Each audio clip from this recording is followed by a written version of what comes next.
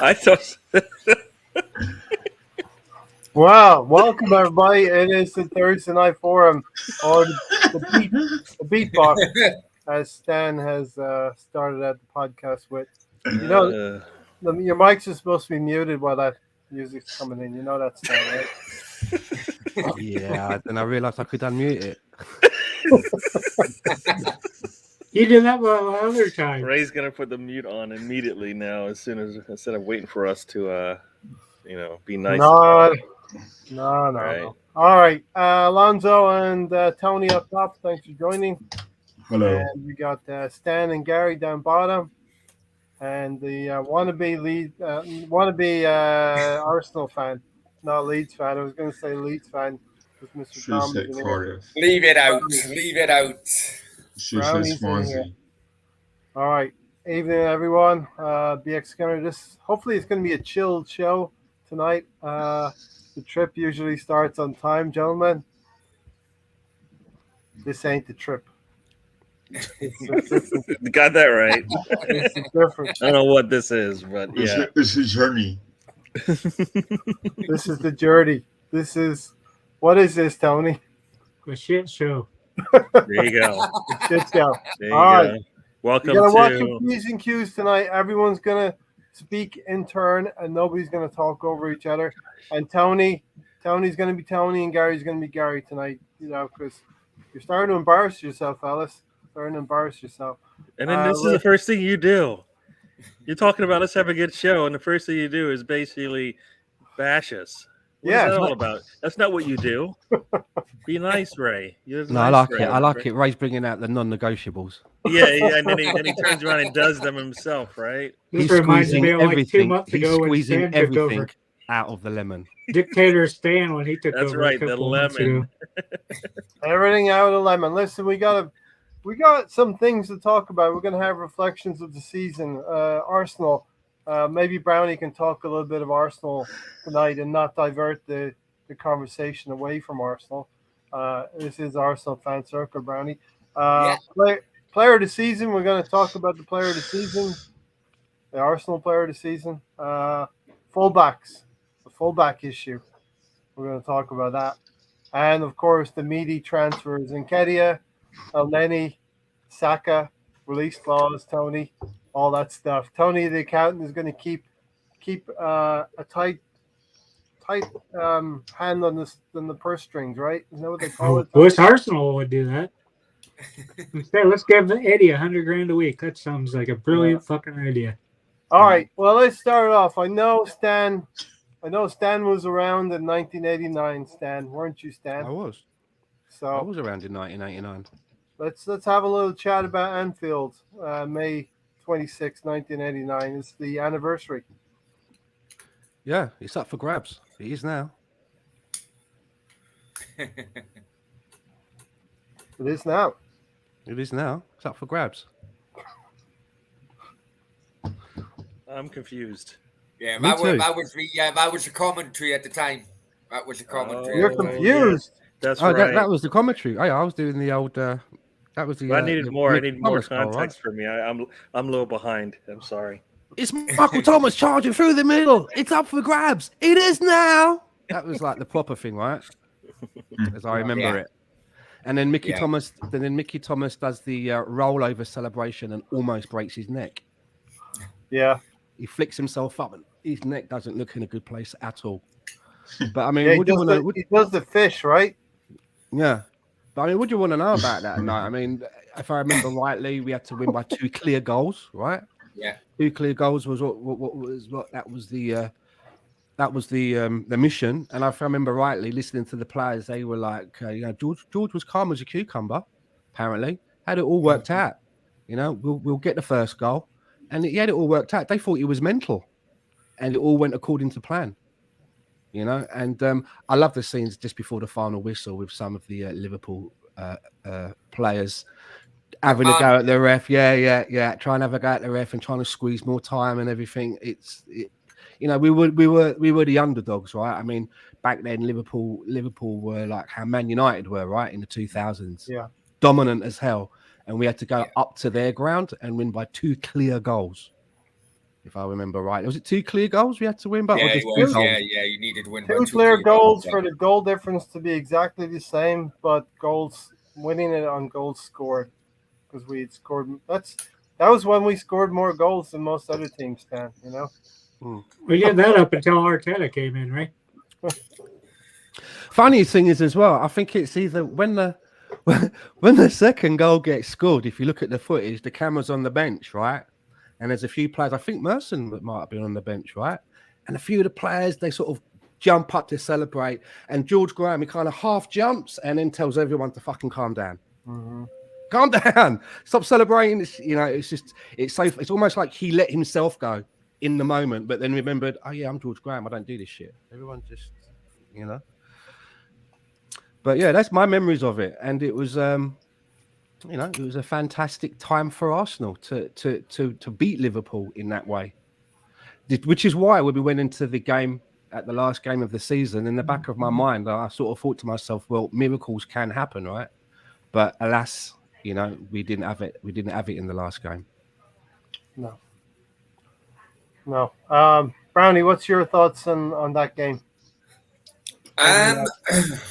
Where do I start, if I'm honest with you? And that's not being. Well, we got like Gary, Tony, Basically, Gary, Tony, and Alonso speak as well. But yeah, go ahead. Well, basically, following on from what Stan said, Liverpool were that team, and Steve said it in the chat as well. They were incredible during that time, absolutely incredible. Yeah. And it was a case of you either hated them because they were winning everything, or you were a supporter of them. And as I was I was keen on following Everton at the time. Believe me, I wanted Arsenal to win. You have to bring it back really to as the players come out on that thing. And Hillsborough happened a few weeks before, and yeah, that's right. Just to help. George Graham stated, George Graham asked the players to bring out bouquets of flowers. That's right. They entered the pitch, and rather than putting them on the centre circle or whatever, the players just distributed them on every part of the ground.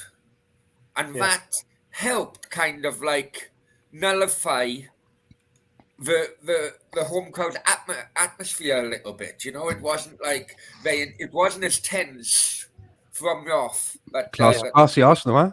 Classy Arsenal. It was a tremendous show of solidarity, Brownie.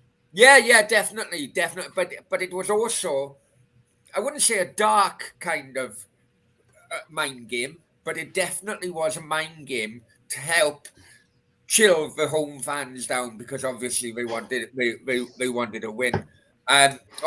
Smith scores the first goal, and one of my favourite memories is it panned to the away section when it was like final 10 minutes or something, and it was the chant is an old school chant. Now, Stan will remember it. The old school chant was attack, attack, attack, attack, attack. And the Arsenal fans were singing that constantly for the last 20 minutes or so.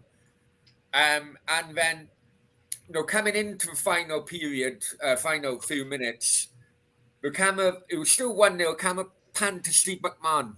And Steve McMahon asked the referee how long, and he was 1 minute. So McMahon's shouting and screaming at his other, 1 minute, and why the hell did John Barnes not keep that ball in the corner? Right, so John Barnes keeps the ball. He does kind of like a David Ginola when he played his last game for France. He crossed it in. Arsenal turn the ball over. Dixon knocks it up the wing, and and the rest is history.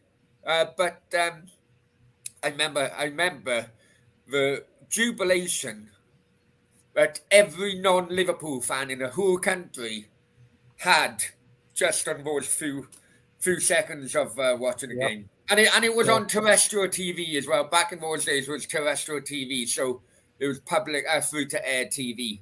You only had 5 channels or 4 channels in the UK, and the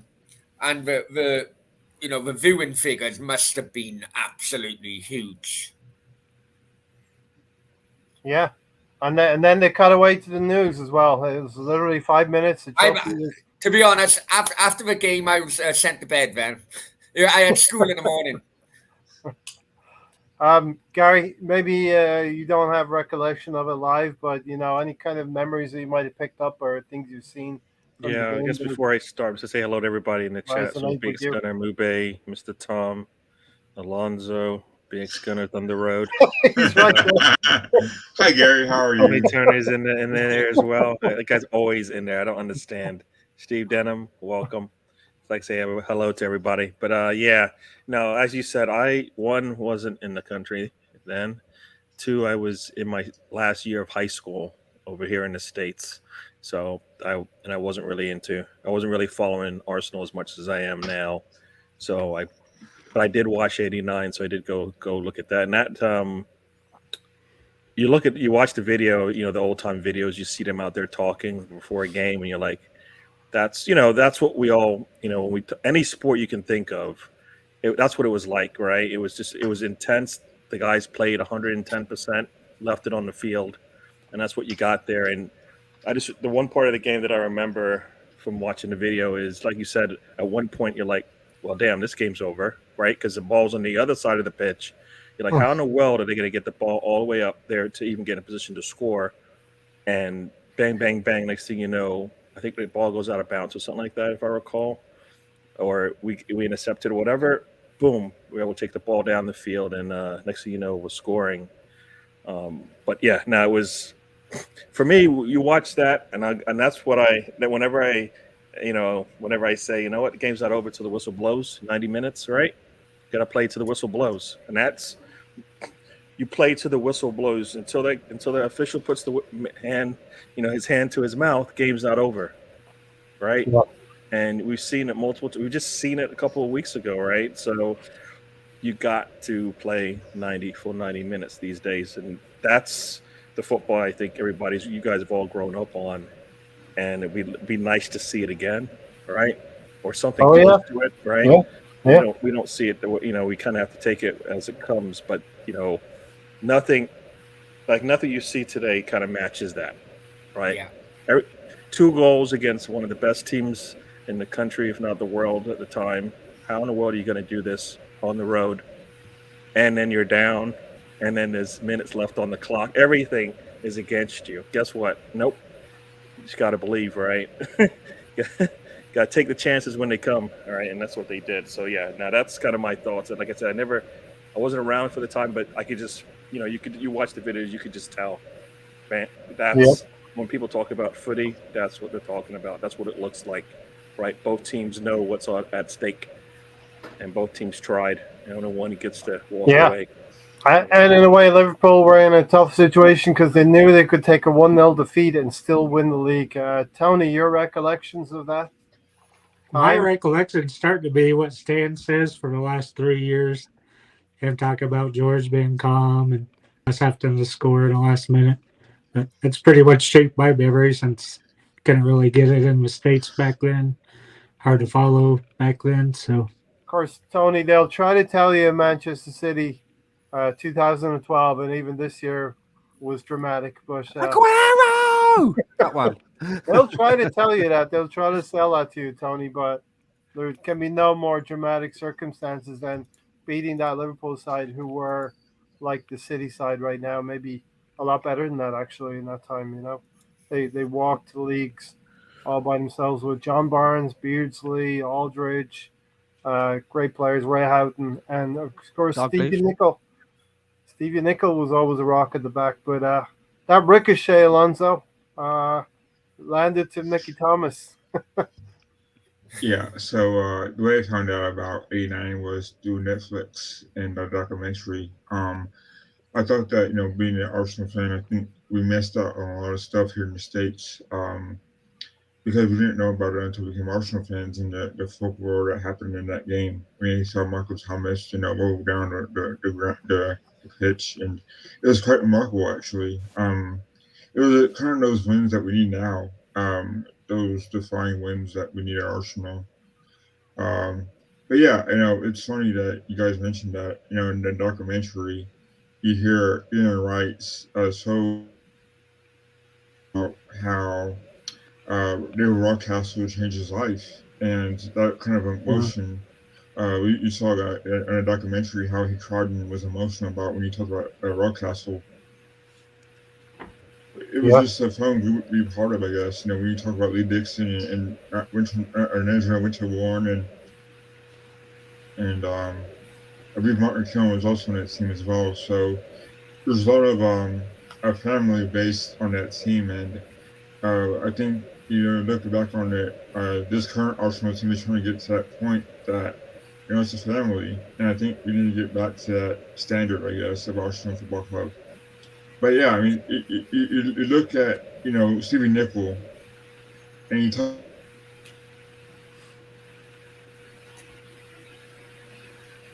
3, 2, 1. It'll come back, right? Can I just pick up on Mr. Thomas' point while Alonso? Yeah. Regarding the back pass through, that was one of the things which really annoyed football fans because Liverpool played it to a T. Stan, you probably Alan Hansen was pretty good at it. Back pass through to the T, and last 5 minutes it was all, pass it back to a keeper. Keeper rolls it out of the area, pass it back, and it was going on and on and on. Yeah. It's going for ages sometimes, isn't it? That was one of the reasons why their in-game management was brilliant because they took full advantage of that back pass through. And Mr. Thomas bang on that. For some reason, the in-game management as a team went completely out of the window with that John Barnes in a corner, issue. Yeah. When that game was on, it was a rescheduled game. It was Friday. It was the last game of the season due to Hillsborough. I think it was rescheduled. I was working in a department store, and I was convinced Liverpool were going to win, and I was going to get bantered. So I didn't know until Saturday, the next day, that Arsenal had won. I went home, went to bed, and woke up in the morning to discover the impossible dream. Arsenal winning 2-0 up at Anfield. It was unheard of at the time, Brownie. Yeah, unheard of. But yeah, and then after that, I never doubted Arsenal until the last 10, 15 years, of course. But hopefully they're going to start, this present team is going to start making us believe just a little bit more year on year on year. So we'll see what happens as the seasons go on. But let's have reflections on the season. Just wanted to have sort of a talking points of what we thought was good, what we thought was bad this season. So Stan, do you want to start us off with that? You know what? For me, I see this as where we finished as an improvement on the last 2 seasons. And even though some people go, well, Emery, he did actually better than Mikel Arteta in his last season, finishing 5th and on less points away from 4th. But what I mean by improvement is that this manager's come in and he's improved. Mikel Arteta has improved because he was a rookie manager. Wasn't my choice to be the manager. But when they decided it was him, I was kind of, 50-50. I was like, okay, let's see how this works out. So for me, finishing 5th and getting back into Europe was the minimum requirement, and that has been achieved. And that's been done with an investment of just over £200 million. So we're hearing stories that there's going to be further investment up to around about a further £180 million. Surely that has got to help us continue to move up 1 or 2 places in this league if we build correctly. So I'm looking forward to the next season. Don't get me wrong, big opportunity was missed of not getting into the Champions League because we held it in our hands. And that's the one thing that really stings. It's not that we missed out on the Champions League, it's that we missed it out on the Champions League to them. That's what makes it sting for me. Yeah. Because I'm really pleased about getting into the Europa League, and for me, I really want to win that as a completionist thing. I want this young team with the additions that we will add to win the Europa League and have the hunger now to go into the Champions League with all piss and vinegar and wanting to be together and believing in each other as a team and thinking, why do I want to go anywhere else? This is a good place to be. And then it's on to the next battle, which is the Champions League. That's what I want to see happen. So just to round off, you know, I'm pleased that we're back in Europe, but it doesn't, I haven't missed the point that we were almost sat at the big table just by a couple of points. And it stings me that we missed out to Tottenham. And I would say that if Tottenham and Man United had finished in opposite places in the league, I'd probably feel better about it. Do you know what I mean? Yeah, I'd feel just better slightly about it because it's not them. So that's my take on it. Alonso hates his laptop, but hopefully we'll be back to it shortly. Gary, what's your reflections on the season that we just finished? As you would say that it's a roller coaster of ups and downs, but it's a little bit of a yin and yang type thing. There's lots of goods and lots of bads in it. I mean, I was expecting to see the youth, not necessarily redeem themselves, but just continue to improve, and they did. All the three main youth that were going to play for us, Martinelli, Saka, and Milsroof Rowe, they all improved from the previous season. That's all you can ask for from the youth at the age that they're at, and on this particular team. Then I expected, all right. Then I expected the older, the senior players, the Lacazettes, the Aubameyangs, and the Pepes to basically kind of show us that they've still got something in there, and to some degree we got a little bit of that, but in most cases we didn't. I came into the season thinking we'll finish anywhere between 5th and 7th, and the fact that we got 5th was good, but then I also have to look at the fact that you did have opportunities to better that, and nothing's scripted. You know what I mean? So yes, they finished where I thought they would. Because I thought they would improve, and they look like they have. When they're good, or they're lucky, whatever you want to call it. Some people will say we got lucky in some of the games, but everybody played these same games. Everybody had these same experiences, so I don't think it was any luck. I think it's just the way this season went. We were able to take advantage of it when we could, and we got the better of it. Right. But I would have liked to have seen the team when they had the carrot dangling in front of them, that they actually took a bite and went for it. You know what I mean? Because football does not give them to you. You usually have to go out there and get it, right? And if you tell Liverpool all you have to do is play better in one half of the football game that you play this season, you're going to have the chance to go for a quadruple.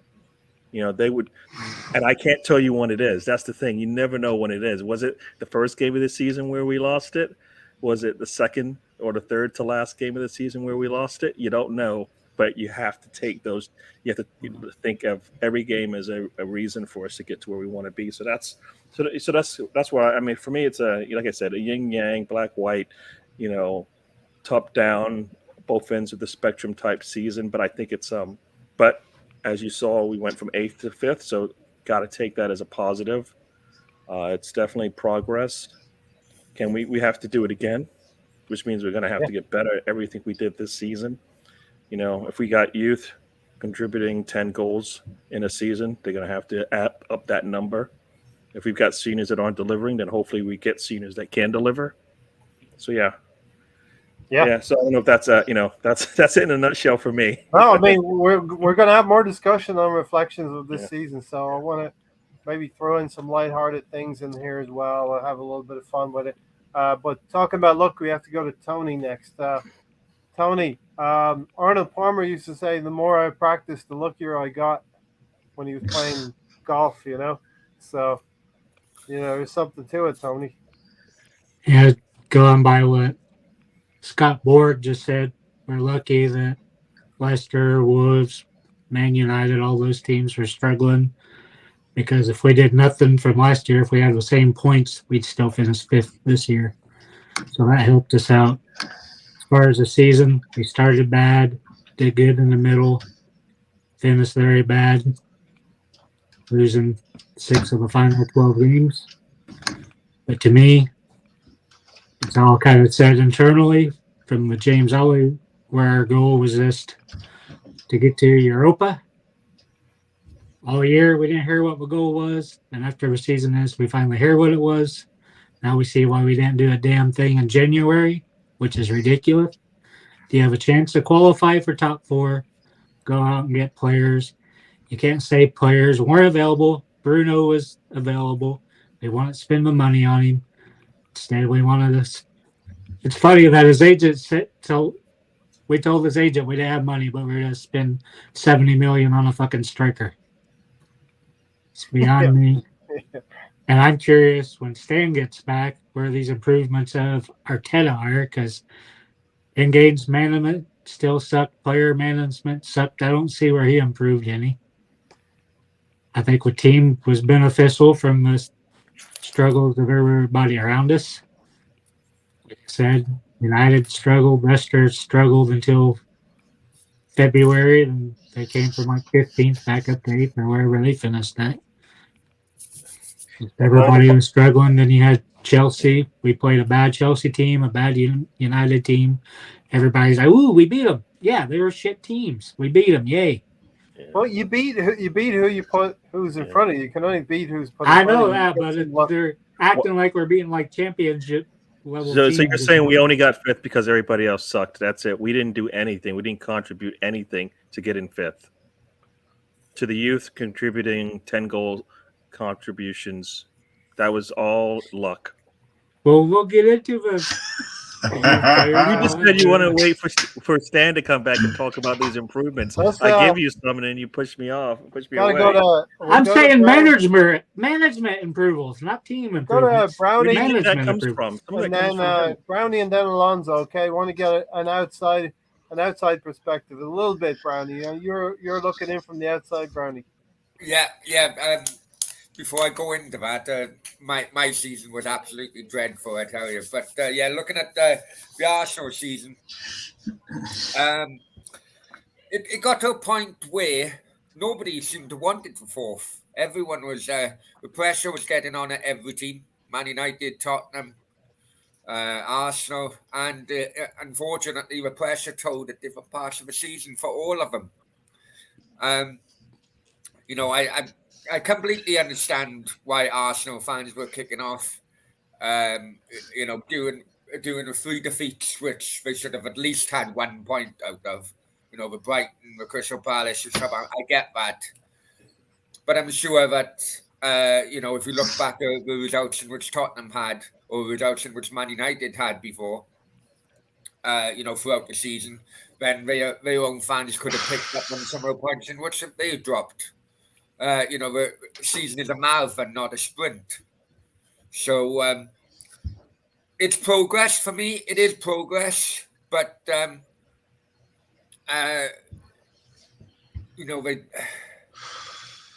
strength. There's lack of depth in that Arsenal squad. Mm-hmm. That's for sure.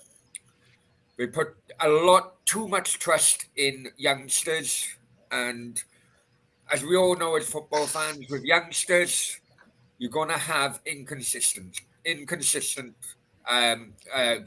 You're going to have it. But, that is why the likes of David Moyes when he was that's why David Moyes when he was manager of Everton was pulling Wayne Rooney out of the team against Wayne Rooney's wishes and the fans' wishes when he was playing well, simply because he knew that the not playing well games were just around the corner, because that is what youngsters that's what bringing youngsters into the first team is like. Regarding now, I know Tony has brought this up in our conversations before and on the channel obviously before, regarding I do feel a little bit for Arsenal, and you don't hear me say that, but during the transfer window, let's put everything into perspective here. They attempted to get Vlalic, from Fiorentina. Vlahovic, yeah. Yeah, you know, they basically put all their eggs in that one basket. Mm-hmm. So he then goes to Juve, and then a few days later, Aubameyang just jumps on a plane and ends up in Barcelona. Now, no one would have expected that to happen, especially when he was still in contract and on a big contract with Arsenal. He just wanted some tapas. Yeah, I know. and what, you know, the elephant in the room now during this pre-season is the fact that you're going to have 5 available substitutions next season. So every team is going to have to either use more youngsters or bring in more depth for the squad. Naturally, Is that for the league? Is it, Brownie? 5 Yeah. substitutions that's been done, is it? Okay, Yeah. I like that. I like that. So for thin squads like Arsenal, what they're going to do? So Tony, you're gonna get a lot more substitutions next season. So yeah. Or Nketiah, yeah. That's really to help when a team only has 17 players like this season. Okay, we're not going to buy anyone. All right, I see. I see where this is going. We're here. You know what? rumors It's not that we're even the only to point. buy It's not 4 even or the 5 point that the players. rules allow it. It's whether or not we actually do it. Yeah. Right? Have I to mean, do it, yeah. you give us 5 subs and we don't take them, then that doesn't really. It means, you know what? Guess what? We didn't get all the players we wanted in the market, so we're going to have to play like it's 3 subs anyways. Right? But That's essentially what he them did. very well. Essentially what he had I to do. think the 5 all this sub went thing down. will also come. Sorry for talking over. I do think the 5 sub thing will be a new thing of in-game management now. You know, just wasting time, using the substitutions. In the last 10 minutes to waste time. You know, so you still have to replace quality with quality. Yeah, I thought the rule at least is that you get the 5 subs, but you only get 3 opportunities to make subs. Yep. I don't think you can just do. Yeah. 5 It's only subs. 3. And Still, you can use half you're time. gonna make a sub at some point, but you can't. These 5 players, but Yeah. only 3 opportunities to switch them. Yep. Right. Oh, so Okay. can you make double substitutions then? That's what Twice, will yeah. happen to me, Brownie. Yeah. And that's what I think Gary's alluding to. If And Right. you've got your Arteta concussion or other subs as managers well, right? will want to do that. You know what I mean? Plus, as you've well. got your concussion substitutions now as Yeah. well. Alonso, your thoughts on the season that was, and we'll get into it a little bit more lighthearted then after this, like high points that we maybe things we want to laugh about, things we missed, things that went wrong, you know. You know, this year was kind of trying year for us. I think, as far as standards go, I think we're on the right path. I think we improved a lot. I think we took a lot of risks, and somewhat it didn't work out. In some cases, it did. You know, I hear you guys saying, well, you know, Arteta needs to get management skills and all that, and we had a thin roster, but had that changed if He didn't inherit one. He made it thin. Last year he said it was too Right. big.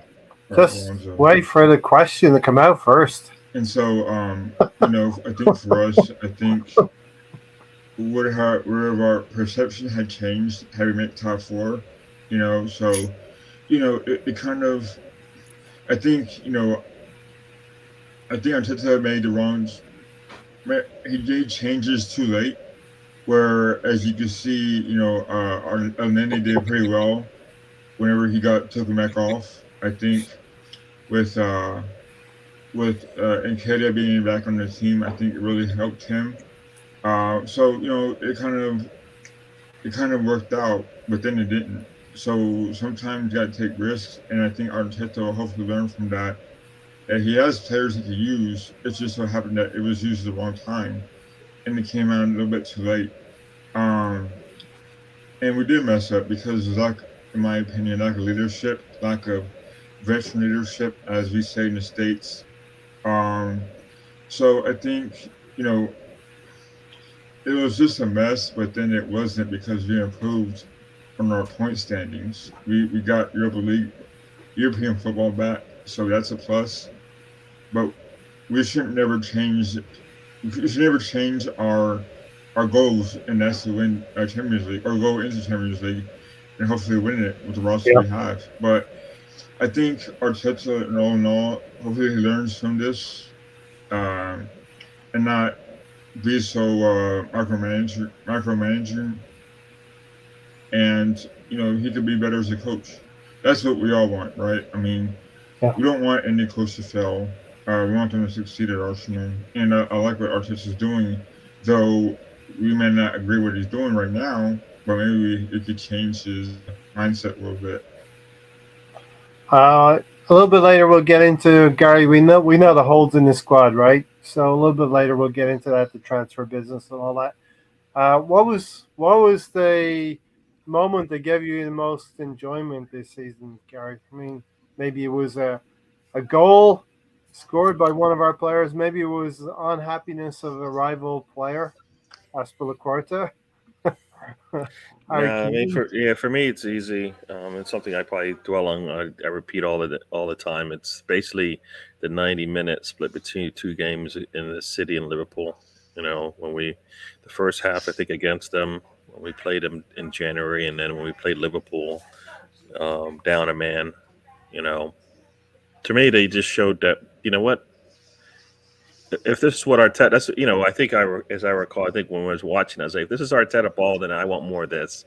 I mean, City was definitely wrangled. They were definitely frustrated with what we were doing, right? And we were playing.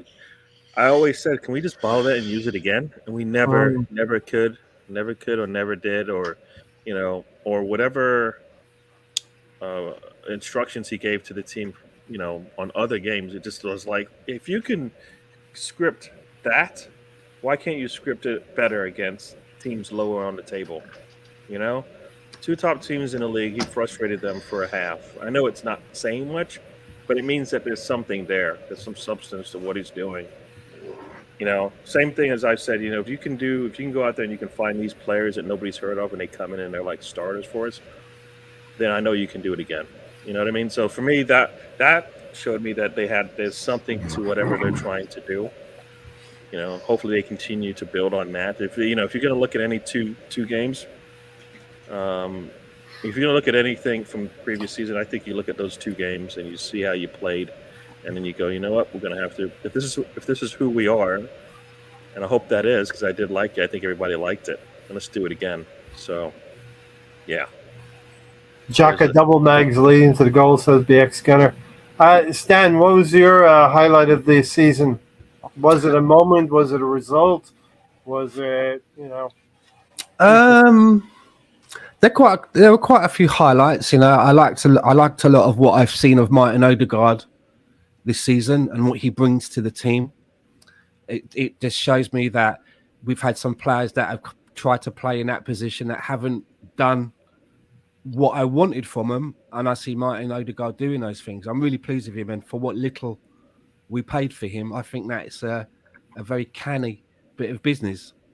So he's been one of my highlights this year. I'm not saying that he's my man of the season, so to speak, but he's definitely been a highlight, and I'm looking forward to seeing him, go on to the next step next season as well and bring a little bit more to the team. And hopefully, if he's got a good finisher in front of him, you'll start seeing a little bit of the assists going up more for Odegaard as well.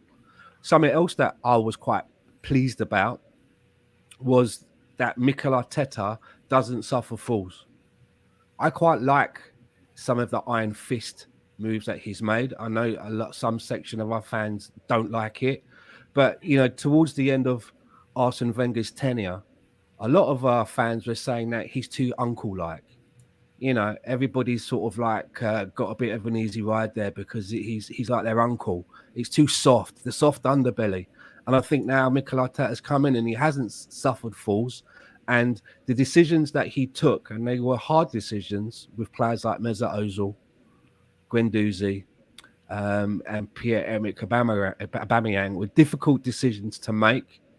And even though we missed out on a Champions League place, I think that they were decisions that needed to be made. And I think it took a brave person to make those decisions. And I know there's a lot of people out there that will disagree, and they will say, well, had we kept Aubameyang, we'd be in the Champions League now and all of that. But, you know, if my nan had balls, she'd be my fucking uncle. So, you know, we don't know, do we? We just don't know. But I think that I'm really glad that he made those sacrifices, because I think what he did was a sacrifice. I don't think he went into those decisions skipping along and just thinking, yeah, I'm going to cull everybody. It's a big decision, and it put a lot of weight onto the team, Look, the young members of the team. When I look back at the Aubameyang situation, I even dreaded my hair. I put we did a podcast. We started a podcast, so it was Never kind do of it again, ridiculous. Ray. It was ridiculous what we did. So, but that just tells me what Aubameyang was doing was maybe ridiculous at the club, and the things that he was doing from the outside in. Again, Brownie, it's good to get a little bit of perspective. What were your thoughts? Yeah, me and Brownie were against that move, weren't we, Brownie? Extending that guy. Why are you talking for him? Let the man talk. Yeah, come on now. You get your time. We were, Tony. We were the only two. No, the only two in the world. Yeah. Yeah. Well, I was saying, yeah, give him an extension. I don't think I was. I mean, two things. A non-Arsenal kind of highlight for me has to be the Real Madrid comeback against Manchester City. I thought I was going to watch along there, and I thought Real Madrid were dead and buried. But that comeback at the Bernabeu was something special. The Arsenal highlight on pitch, on field, sorry. I think that Ramsdale changed everyone's opinion of him, what they thought of him before a ball was kicked this season. Yeah. I think some of his saves have been incredible. Nothing short of incredible, especially that one at Leicester. Leicester, yeah. He has let himself down. He has been a bit laddish. Yeah. But I think that's because of his age. I think that could well be because of his age. But I was one of those people who questioned the price tag before the season started, and you know, I'm still trying to get through the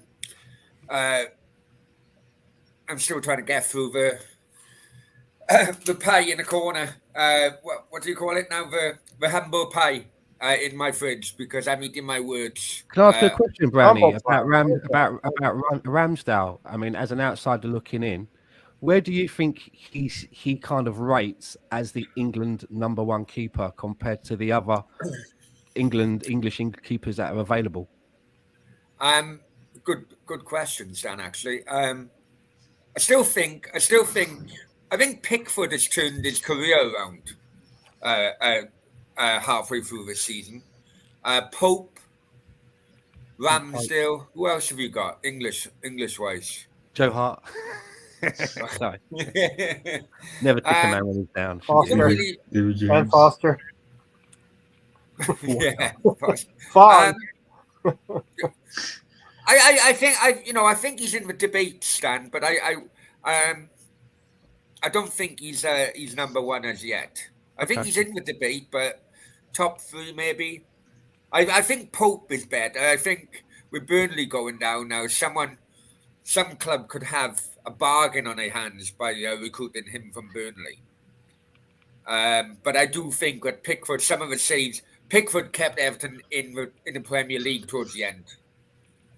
And that's the thing that's the thing though. He'll do that for you, but then he has the reason why I don't think a lot of people are 100% behind him is because he will give you those times when you just sit there and look at him going, what are you doing back there?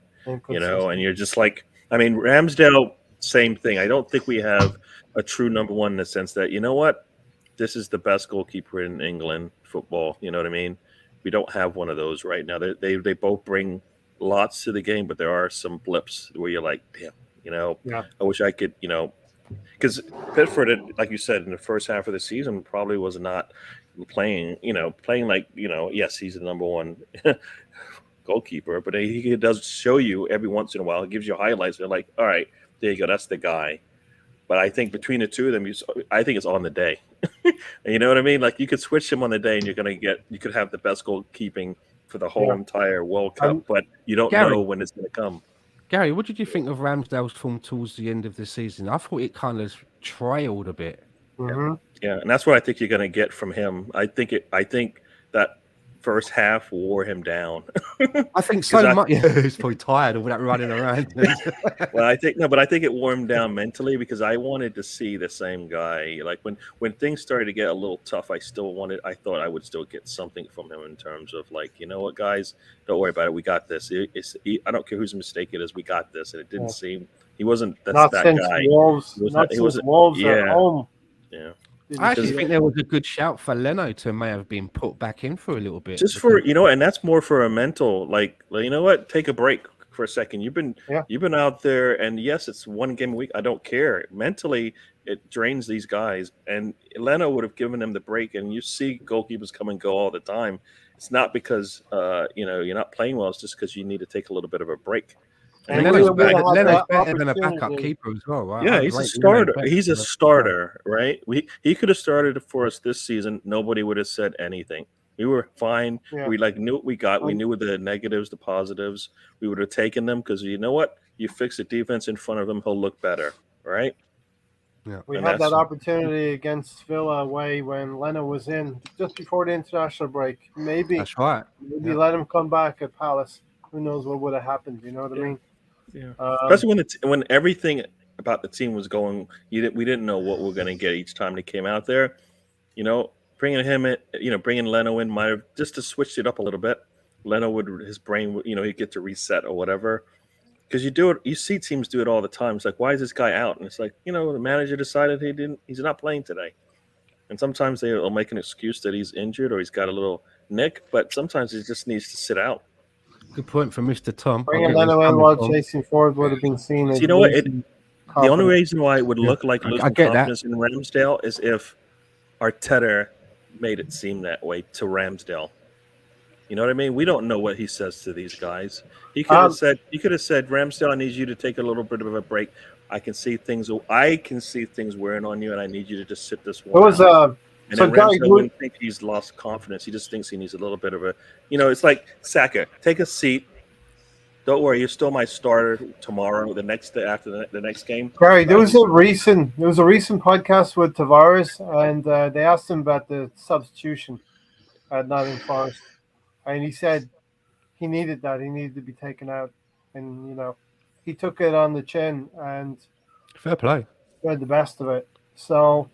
Yeah, maybe that's, I'm just saying that's maybe what Ramsdale needed because I think the maturity of the team seeped into the whole team in the new year. We started these antics scraping the penalty spot against Manchester City. I think we fell apart a little bit in falling into those antics. Ben White was doing it.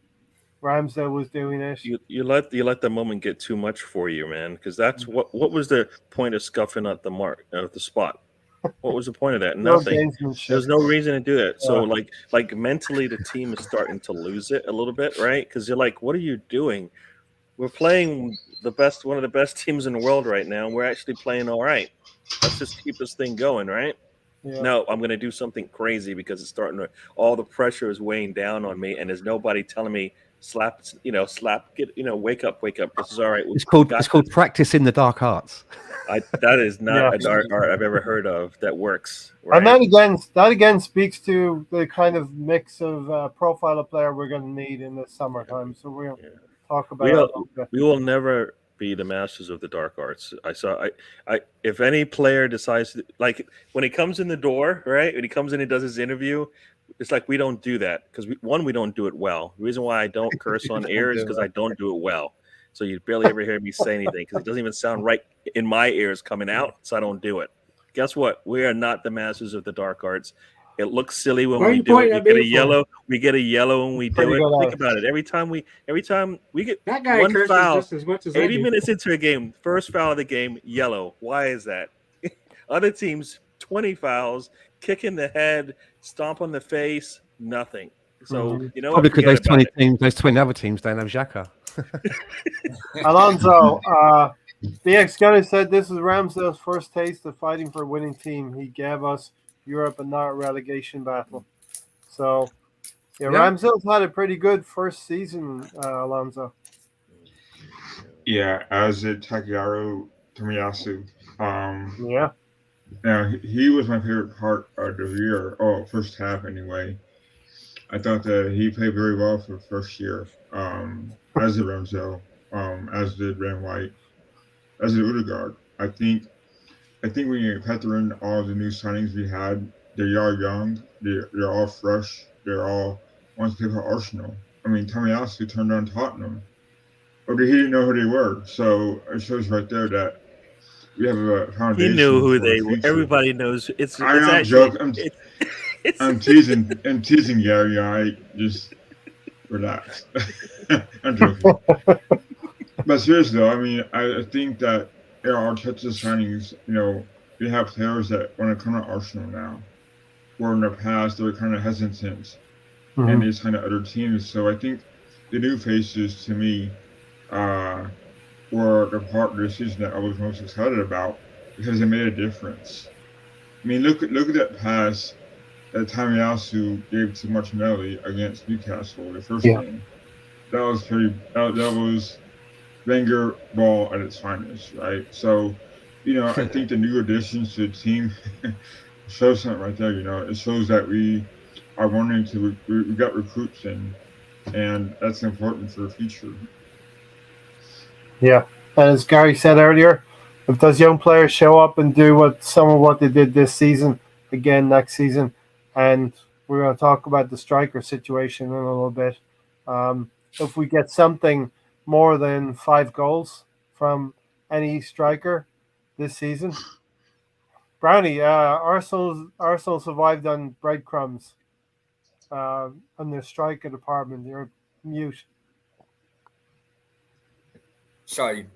I just want to bring something up about the Arsenal youngsters. Let's say from an outsider looking in. Yeah. I have to admit that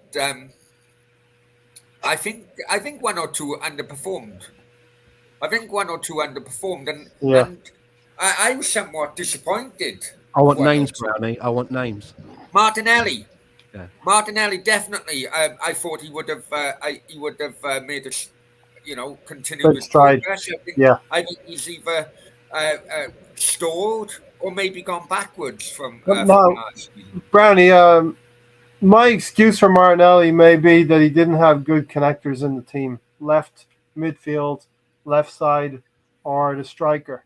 He didn't have a lot of players around him. If I'm going to make excuses for Martinelli, that's my excuse. And I've been pretty harsh on him as well. Yeah, he lost Tierney for ages, right? And then he had to Yeah. deal with Nuno Tavares, I had to Granit deal with Xhaka, Lacazette and Aubameyang. Cedric, Tomiyasu. It's just, And the other one, who's the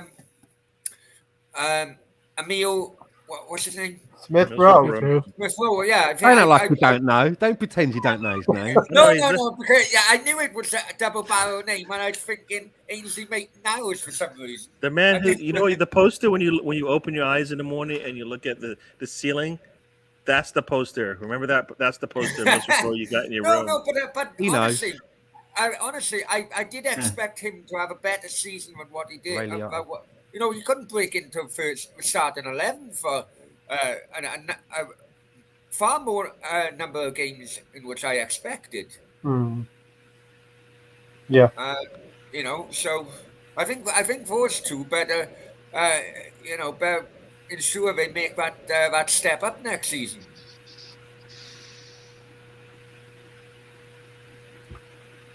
See, looking at these youngsters, right? I mean, I have a question for Brownie actually, as an outsider looking in, because it's quite interesting to get the perspective. Are Arsenal fans like getting way overexcited from that? We always talk about our young players. You must hear it. The young players we've got, the up and comings, the way that we are with Saka, and do you see what we're going on about? Are we just too close to the fucking flames? When you look at it an outsider, do you think, well, they're all right, but them Arsenal are fucking going mad, aren't they? Or do you look at it and think, yeah, quality, there's some, quality players there? I look at it. I don't think them all, being selected. I think some of them were too early to be selected for England, and I think that could have given some of Arsenal fans a bit more. Do you think Saka was? Yeah, I think so. Yeah, Scored in his I debut, think didn't so. I think Saka was called up too early. I think. I know Maitland Niles is Maitland Niles, bloody Smith Rowe has been called up now. I think he's been called up too early. he? Ben White. It's all well and good calling.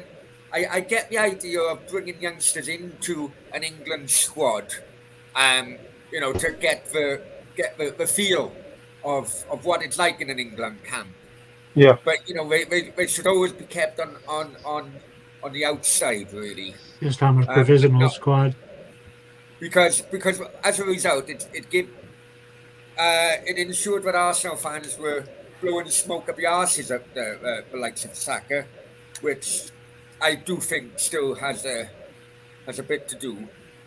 And Smith Rowe, I think because they were called up for the England squad and getting involved in that European Championship tournament. Mm-hmm. I think it's given Arsenal fans a false kind of perspective on his players. Yeah. You know, you're not going to get invited back, right? You know that, don't Absolutely. you? I'm joking. I'm gonna be blocked by about 20 people after this show. No, not at all. Big's gonna say, that's not new for you, is it? Yeah. remember when Smith Rowe was It's usually 50, isn't it? BX gonna said, remember when Smith Rowe was in on all of the gulf between the training between Arsenal and England. It was different class. I mean, you have different classes of players. You got international players, and the levels just You kind see, for me, as much as I love come on, it's completely different to Wales and England, isn't it? You know, it's 3 million people population of Wales, a 60 odd million population of England. You got a far more bigger pot to choose from than what Wales would ever have. Yeah. And anyway, we'll beat England. See, can I just play though? Just looking at Saka and Emil Smith Rowe, or even Saka and Martinelli. If you're looking at when we have the wide players, Wingers. Yeah, I think they've had a good season, and they've done they've some good numbers, but they're still a long way off of the Salahs and the Manes of this world. So we have to keep perspective. As much as they're doing well, they're a long way off of what those guys are doing. I think what you have to look at as well, they did carry the team. Unfairly, they were expected to carry the team. Emil Smith Rowe getting off to 9-10 goals very early in the season.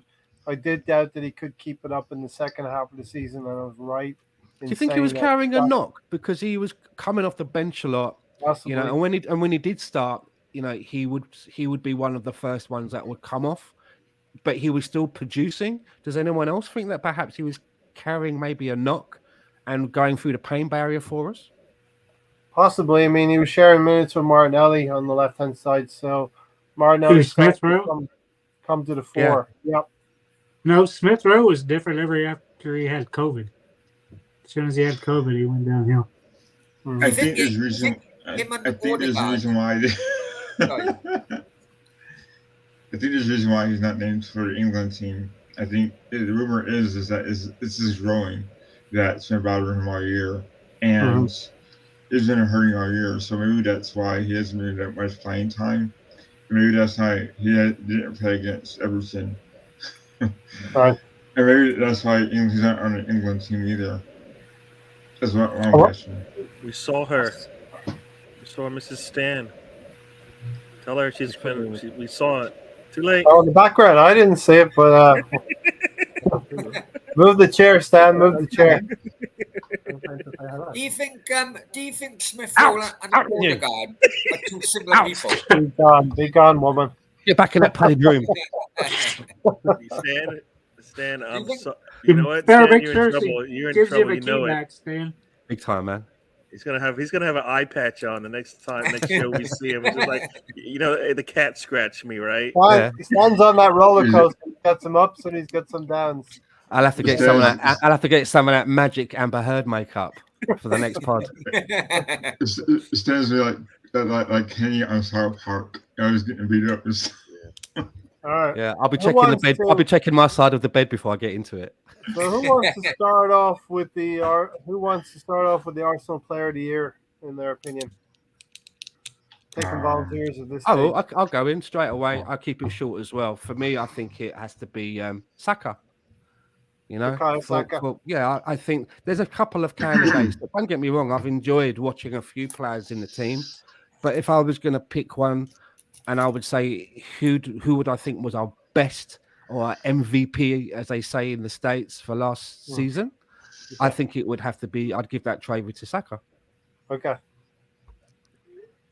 Does anyone agree with that and want to add to that, or? Yeah, for me it's Saka as well. I know a lot of people are gonna go with the goalkeeper, but for me it was Saka. I think he is, he's proven that he's bigger than the moment sometimes, And everybody thought coming into this season it was gonna take him a little bit of a time to get over the Euros.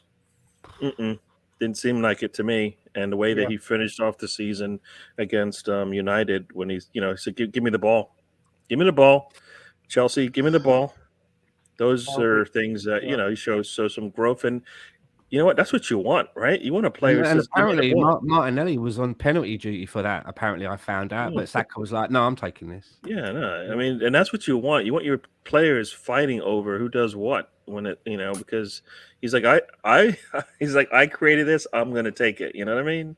So there you go. So that's what you want to see from your players, fighting over who gets to take that ball, take that shot, and put it right where you need it to go. Led the team in goals and goal contributions. That's what you want. So he's going to get to rust, and hopefully we'll see an even better him when he starts the season, right? So we hope.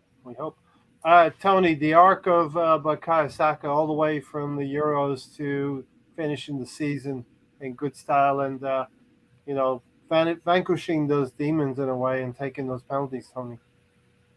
Yeah, he did good when he took penalties for us. I just don't think he let it bother him too bad that he took it.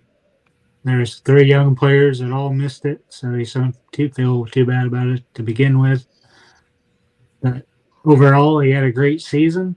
But I think he's going to face burnout and be looking at other clubs because he's been played so much. He shouldn't start every game. Especially, shouldn't have. There was options. There was an option basically every competition too. It wasn't just the league; as in both the cups he was playing, and just shouldn't be playing there that much. He's going to be up there in a short list of Arsenal players who played every game this season, but probably for us, we wouldn't have wanted to see him play every game in the league. Alonso, your thoughts on Bukayo Saka? I think that he did great. I think that he wants to set a standard for himself. He wants to be a great player for Arsenal.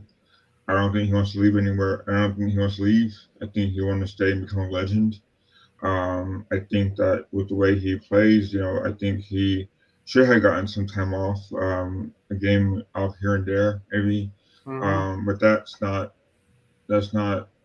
Arteta's fault for race managing him. Though I want to give my player of the year real quick, if you don't mind. To me, I thought Tomiyasu, until he got hurt and ended up with injuries, I thought that he was on his way to becoming having a great year. He was having a great year. So he gives a shout, but I think Odegaard really stumbled his way onto the name Arsenal. I think he's the captain, obviously.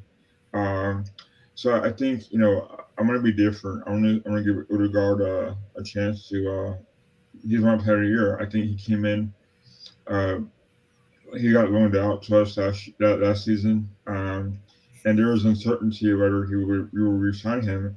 And it's been a blessing that he did stay with us. And we were looking at Madison from Leicester, but then it didn't. It fell apart. And Odegaard is he proved us. I think most of us Arsenal fans wrong. I think the way he conducted himself as a future captain also was pretty strong. I think the way he plays on the pitch is classy, and I think you want that from a captain. So I think Odegaard's my player of the year. Yeah, and I think we'll talk about the captaincy through the summer, but I think right now I think Erdegaard's in the driving seat for that captaincy, captain of Norway. Brownie, what's your thoughts on looking from the outside in Arsenal's Yeah, player I of mean, the well, season? you guys know just how much I rated Odegaard even before he went on loan to Arsenal because I was living in Spain at the time, seeing him quite regular because he was playing for Sociedad on loan. And I knew he had it in his locker. I knew he had it in his locker. The first season on loan, he took a little bit of stick. Let's not forget it. He took a little bit of stick online by Arsenal fans on quite a regular basis. Some of it I didn't think was warranted, but so and so forth. You know what it But was, Brownie? It was the ghost of Mesut Ozil. There's a lot of people that were upset about the way he was handled and him leaving. And the next person that obviously comes in and takes that position, yeah, it's going to take a while to warm. It's like when a lead singer changes in the band, right? It's going to take another album or so, right, before you start warming to the new guy. yeah, Yeah, and he took the same initials as well. Also, as well, though, I do think in a player's mindset, there's different for being on loan to a club to a permanent move to a club. I that's maybe it's because my old-fashioned kind of look at it, where I never think a player on loan is 100% committed to the cause. Maybe that's just because Cardiff had so poor loans in the past, but that's my opinion.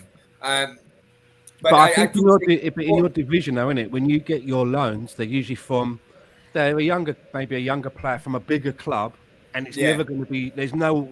The amount of loans we've had. It's never going to be permanent, is it? It's never going to be permanent. He's only going to be in and out. But with Odegaard and to an extent, Danny Ceballos, those kind of loans, there's a high chance that they become permanent. But Odegaard, in all fairness, he really stepped up. I knew he had in his lock, and good luck to him in the future. Good luck to him in the future. I really hope. He can. I hope he produces the kind of performances in which are expected of him. Going forward. And look, he wasn't perfect this season, but he drove a lot of what was going on through our midfield, and Saka, I think, benefited very much. Now, that's Stan and Gary has picked Bukayo Saka. Alonso's picked Odegaard. Brownie's kind of went along with that. Can I say one thing about Martin Odegaard, please? Because I know that you were talking about him perhaps being the permanent captain, which was something that I was even considering. But the one thing that I noticed while he wore the armband was that there was a couple of times when, especially there was one match in particular where it was a nice free kick and a really nice range. It was in the Odegaard range, right? And he gets the ball variably on target or causes a save from the keeper. And he let Cedric boss him away. Cedric took it and blasted it. And then in the same game, we got the same opportunity again. Similar place. And Odegaard's over the ball. And again, he allowed himself to be bossed away from the opportunity by Cedric. And I just felt to myself, this is where I want to see you going. Listen, mate, you've had your chance. You ballsed it up. I'm having this one. You know what I mean? I'm having this one. So just like fall back. Cedric. That's what. And he didn't do that. And I thought to myself, you're the captain now. I think we talked about this last season and we struggled a little bit because we have a lot of equals in our squad. We don't have a David Cedric Luiz. and Erdegaard on a free kick are not equals. Especially when he's had one, right? There's nothing about the quality of each player's shot that you would go. I'm not specifically talking maybe this time. No, it's not even there's no even reason to discuss it. I believe there's no reason to discuss it because I've seen Tell Erdegaard then, Barry, I've will you? seen Erdegaard score Tell on a free kick Erdegaard, will you? against Norwich, right? I haven't seen Cedric put the shot on target yet. He put something to orbit. Somebody needs to tell Cedric that, and somebody needs to tell Erdegaard to be a bit more pushy when it comes and to that's why he's not necessarily ready today. Because if he's the captain of the team and he knows his skill set, he knows what he can do pretty good. Hello, nah. Like, if you're the best penalty kicker on the team, and you're one of the leaders on the team, and there's a penalty kick coming up, you're taking it, right? You're taking it. You get the ball. You know what? No, my ball. That's not even. And no, what are you gonna say? No, it's my ball. Give me. No, I take the. That's what we want, right? That's what we need these players to take. That shows these confidence. Players to take the responsibility on their shoulders. Then the guy who's getting forced to do it by the manager. Nah, that's not the guy you want taking it because he's not gonna be 100% all with it. You know what I mean? Hey, I compare Cedric taking a goal to Benny Hill's song. Yep. All right, listen, to round this out, I have a feeling Tony might pick my pick. So you know what? I was just gonna say, Erdegaard had he played well. I just think everything around him affected him more. If he didn't have any protection behind him, that affected him a lot. And even when he got the ball, it still affected him even then. And for me, it's just not this year. Next year he'll go through preseason. He already knows what it's all about. I think the Brighton game was a slap in the face to him. Right, I always go back to that. But he's shown that he has it. Right, because we saw against that team that he can play because he played well in that game. So it's there. Next season, yes, he'll probably be right there where we want him to be. This is a feeling out, situation for me. I think that's the problem. We've got players that are just feeling their way around this Premier League thing, and then we've got nobody else there to fill in when there's gaps, when they need a little bit of support, when the game's a little bit too big for them, and that's the problem. But Steven's definitely right here, Stan. That's something Arteta should be taking care of before each match.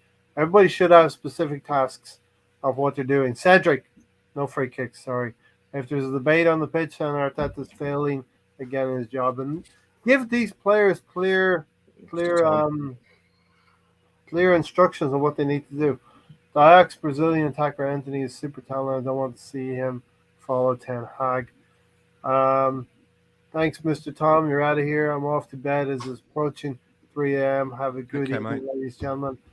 Big up to everybody who is watching in from the UK as well. So it's amazing that you all do it. It's later for me and people in the UK. All right, you don't do anything. What do you do today? You do absolutely nothing. Play golf. But you could say that, if you lose the midfield battle, Ozil used to get taken out of the game. The difference is, though, Odegaard does track back and still try to get involved defensively. He does try to help out. The other thing you used to say about Ozil, Stan, the other thing you say about Ozil is the team isn't set up for him. The team was never set up for him. Well, I think a player needs to play on his own merits and show. If you have talent, you can show it. Maradona showed his talent, maybe in bad teams. Well, I mean, and that's the thing. You're talking about team players, right? They can do anything they can to make sure the team's successful, and there's other players that can't or won't, right? I mean, Aubameyang knew what Arteta wanted, and the only person that could do it at the time was Lacazette, right? And then what we really needed was a player like Eddie, with the energy to play up top and be there all the time. So we had, you could look at, we had a mixed bag of. You always talk about not having the same player. We had players off in different spectrums of strikers, what they can do. We think Aubameyang could score when you put him in front of the goal. Lacazette can hold up play, and Eddie gives you the energy, right? Yeah. We needed a combination of one of those players. We had a lot of different skill sets. Yeah. Noe, great to see you here as always. All right, man. BX Gunner telling us Stranger Things and Obi-Wan Kenobi coming out at midnight. I'll have a bit of that. Season 4. Okay, I switched around a little bit. My player this season, I believe, is Gabriel Megalegs. Good choice, Scoring huge goals on the road Good at choice. Leicester. He scored at West Ham, showing leadership. And it's not been easy for him this season, but I think his progression has been I thought huge. about him, Ray. I did consider him. I like him. And I know Tony, I don't know if Tony's going to pick him, but I know he did give a lot of. How many goals has he scored this season? Is it 5? 5, yeah. More than our Not a bad strikers. return Right? for a centre back, man. He's the number one. He's the number one scoring defender in, I think, in the league, if I recall. Really? Yeah. Wow! What a good asset. Yeah. I also think he's got the captain feel around him as well because he's very vocal. He's not, I mean, I hope he's. I don't know if he's shouting in Portuguese and everyone's like, "What?" But he's in there. I still think Gabriel Megalegs has got the kind of rash moment in him from time to time, and I think he gets caught up in the atmosphere. And hopefully, next season, a lot of our team will mature next season. You know, we're not talking about gamesmanship too much. Maybe the right kind of dark arts, and no more silly stuff, right? And he's just had a little kid, isn't he? Which I think, probably, it's going to make a man out of him, isn't it? At such a young age. So, for me, when you talk about like in terms of like you've got all the positives about all these players and you've got all the negatives about these players. For me, it's there's some plays that just disappear in the game. Like for me, Saki will just disappear, and we'll attribute it to him being worn down. Gabriel head just is gone, right?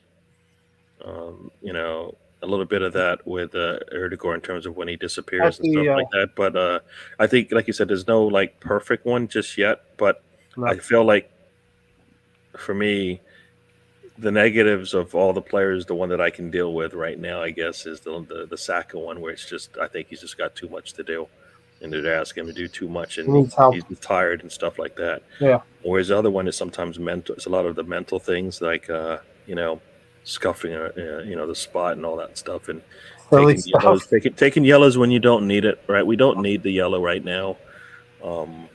Those types of things. So, and those are things, that grow out of. But no, I mean, I think the team, the anybody under 24, the team is set with, right. Everybody over 24, you're just like, there's like one player, and when Partey's healthy, good. Everybody else, I mean. We'll play over 24. Do you go? Yeah, that's a keeper. No, he said Emil Smith-Rowe had a great season as well. He did have. There was a point in the season where everything he touched was going in, and he got pretty quickly up to a half season of about close to 10 goals. Gary. The scary thing is that Tavares did call out Granit Xhaka in that interview and said he helped him a lot in games, talking to him, calming him down in that left midfield spot. I find that so crazy because somebody needs to be doing that to Xhaka. So I don't understand how he can do it for somebody else. He either mentally can't do it himself, or there isn't somebody else going, Xhaka, we don't need to take a yellow in the 90th minute in a game that it's over. Come on, stop it. Let's go. Maybe it wasn't Xhaka that was telling Tavares. Maybe it was someone to Xhaka's right who was telling Xhaka, and it was just going straight through one ear, coming out the other side, and then Tavares was hearing it, thinking it was Xhaka. Yeah, I don't see this leadership we keep talking about. When do you look at it on the pitch and go, "There's Xhaka showing me some leadership on the pitch"? I don't see it. I hear it. I hear everybody say it, but I never see it and go, like all right, there it is. For a time, we had that exchange of the skipper's band as well, an undercover going from Lacazette to Granit Xhaka as well, which was scary as well. Tony, we've all nominated our own player of the year. What's your nomination? Your Arsenal player of the year. And be Saka. Earlier in the year, I was leaning towards. No, you have to give it. Okay, go ahead. I'll let you go. Sorry. Fuck, I listened to you. I didn't get to comment about Tuesday. Go ahead. There Yeah, you I'm go. sorry. When I'm I sorry. was here. I don't know what I missed. When I was gone. Go ahead. Tony, you're doing it all wrong. Do it the right way, okay? We spoke about this. Just one word answers. Okay. No. Saka. I can't say No. anymore, right? Saka at the start of the season, but then you were going to say something and I cut you off. Now, as I say, Ramsdale at the start of the season, I would say him. But as soon as Tierney went out, I don't know what broke down between the goalkeeper and the back four.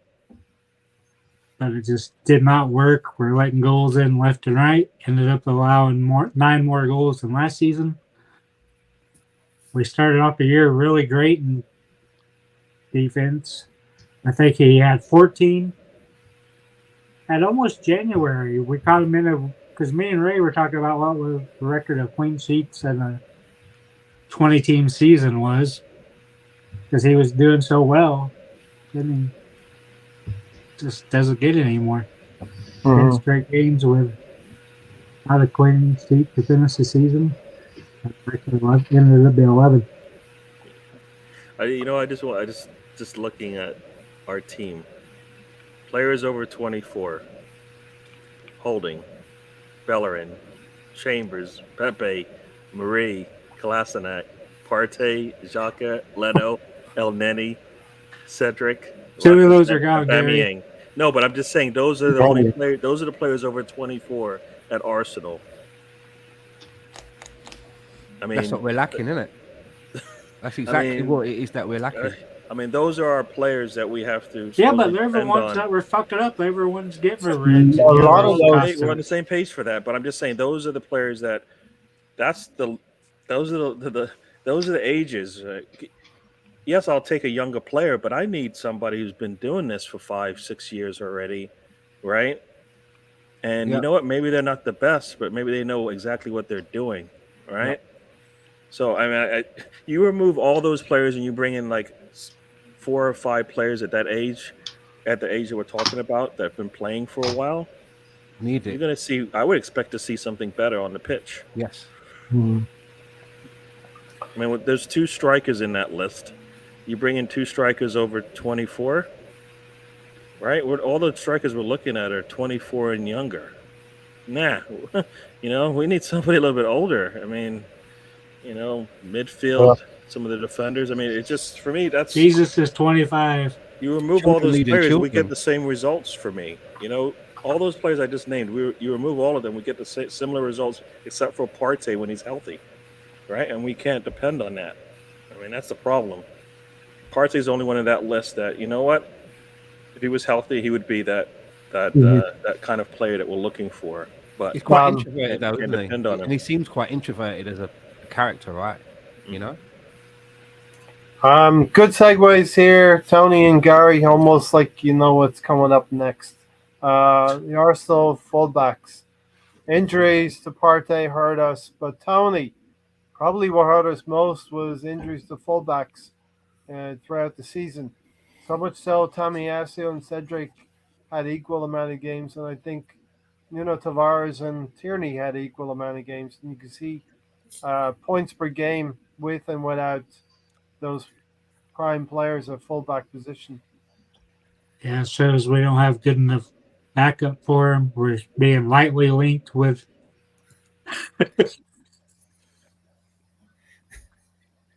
Where did Ray go? Ray left. Right, he started talking and he said, "I'm done with that." He said, "Fuck this shit, I'm out of here." I'll be right back. You guys keep it going. I'll be right back. All right, we'll keep going. All right, Tony, hit it. Where were we? Oh, fullback. Fullback. The guys on the outside, Yeah, I know. Back line. I know what a fullback is. Don't worry, we'll edit all this out. Tony, go on. But where I left off is that we're being linked to all these players. We're lightly being linked to fullbacks. That should be one of the priorities, along with striker. We know midfield priority, but we need to be hearing more about fullbacks because Cedric and Tavares is just definitely not good enough. Tavares needs to be loaned, if not sold already. Can I ask you a question, Tony? Do you not think that I mean, you have two. You know, like some teams have two great players that could fit in the one position, and they're fighting for it. And then you have other teams where you I have know that's what we lack a in good, a every good, a good position. player, but then you have a backup player. So Yeah, is Cedric worse than a backup player? Do you know what I Yeah. mean? Really? Okay. Because as much as I don't want to see him play every game, he went through little patches where he held it together quite well. But I mean, he's a backup, right? And he can He play left started back. off starting off the season, I would say he was, but the way he finished the year, he wasn't up to the Premier League standard. To me, he's not good enough to be a backup. Okay. I think that's where we kind of lack all over the field, except for a goalkeeper. The next season, I think Turner is probably capable of backup goalkeeper. Other than that, I can't really name a position there's a backup. To me, they're just all not good enough. Emil Smith-Rowe is the only true Yeah. backup that we wouldn't mind if he started Yeah. behind. Yeah, If he had to come on and start. Nobody's going. All right, damn, that's going to be a struggle. Now, But to me, I see him as a starter, though. No, but that's what you want. You want to look at your bench and go, you know what? Yeah. If he has to start, I'm fine with it. Yeah, but that's the problem. We only have that with one position, one player. We need that all over the pitch. Alonso, if you to pick a side, which side do you think is the weakest? Which combination? Tomiyasu, Cedric, or Tavares, Tierney? Wow. I would say left back. Only because Tavares is not good enough. I think you've seen glimpses and flashes of talent, but I think when we got him, I think the report was that he's great going forward because he has pace. Well, defending needs work, and for a guy his age, he can still learn, he can still develop. Whereas Tomiyasu and Cedric are developed and more seasoned. Mm-hmm. And Tomiyasu is more of a center back by trade, but he can play right back very well.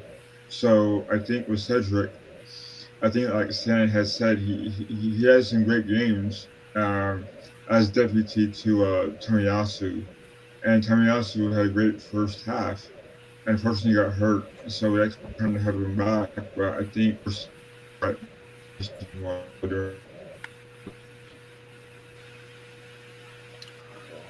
We lose him again.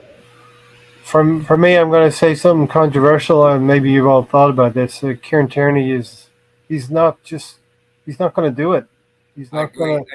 I agree. He's not going to play as many games as we want him to play for That's the all. season. That's all. I've said it. I said it to Stan on Twitter a few days ago because Stan highlighted a rumor which was going around that there was a bid coming in for Tierney. I tell you what, Newcastle. Listen, Tierney, he can never do a full season. Arsenal knew that when they bought him. Arsenal knew that when they bought him. Unfortunately, he does have his lengthy injuries. I tell you what, if Arsenal want to move forward, if that kind of bid come in, I'd bite the buyer's hand off. Absolutely bite the hand. I'm very surprised that if they did want to go down the Tierney route, they should have had some better backup. However, I do think that Cedric gets some bad press from some Arsenal fans.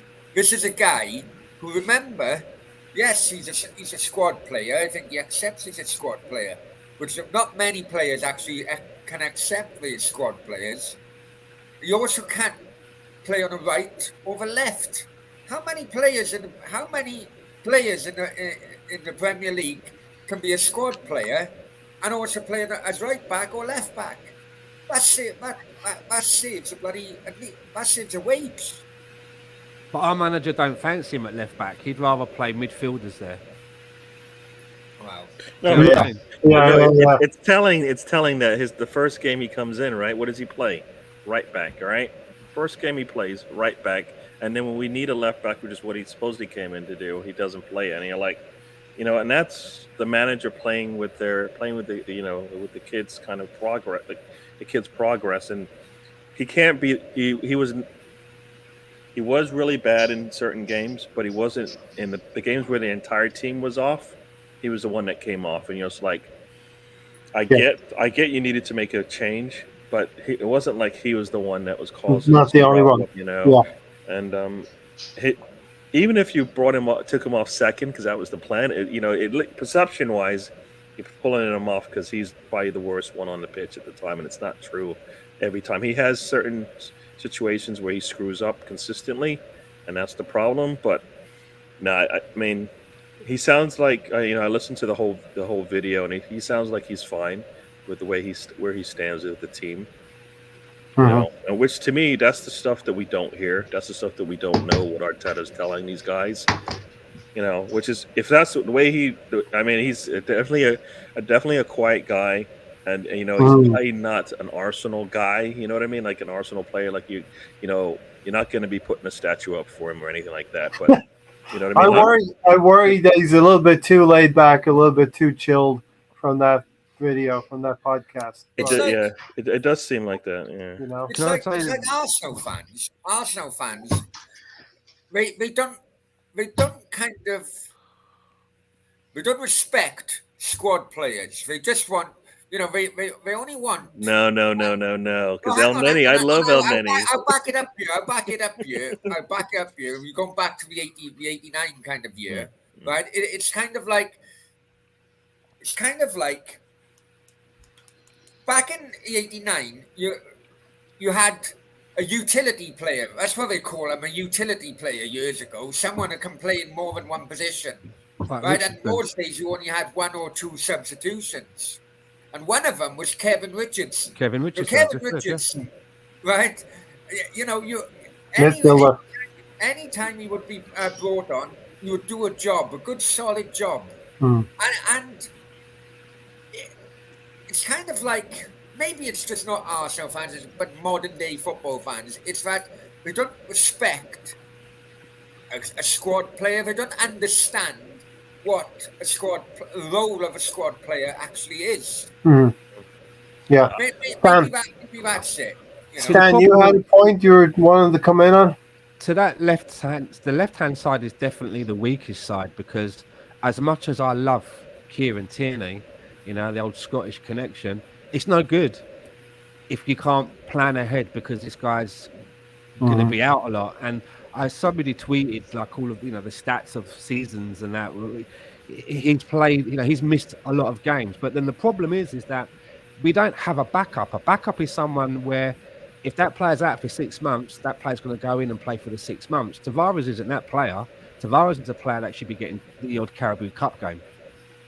He's not someone that if like push comes to shove, he's going to go in and play for 3 months, because he's a nightmare. He's not up to that level yet. So we're definitely weak on that left-hand side.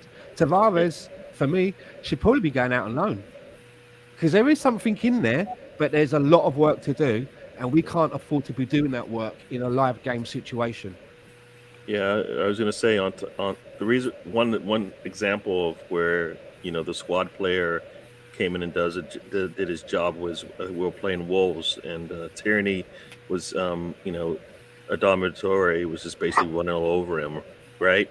So what do? They bring in Maitland-Niles and basically stopped right there. A couple of years ago, right? Yep. I mean, and that's what you want to be able to, and that's the reason why I bring that up is because you bring him in, he does a job, whatever his skill set is, he's able to perform it. But not only that, but he gets some game time. I think nowadays, for me anyways, for Arsenal, a lot of our squad players don't get to play. The ones that need it. There's certain players you can just sit them out for a month. You bring them in, they play, they're fine. A lot of the players that we have, if they sit too long, they come in, they're not gonna be able to perform. They're not professional enough in their careers to where they can just take a month off, come in and not lose a step, right? And that's kind of where I feel like when the squad players come in, they don't get the respect because they can't perform because they've been sitting out and just it's like elephant graveyard. Especially the young ones, Gary. Especially Tavares again in that podcast said he needs rhythm, and he needed about 3 games to feel like he was getting back to full fitness and feeling up to. You don't come in when you come on, you're cold and you need a few minutes to get up to the level of all the other players on the field.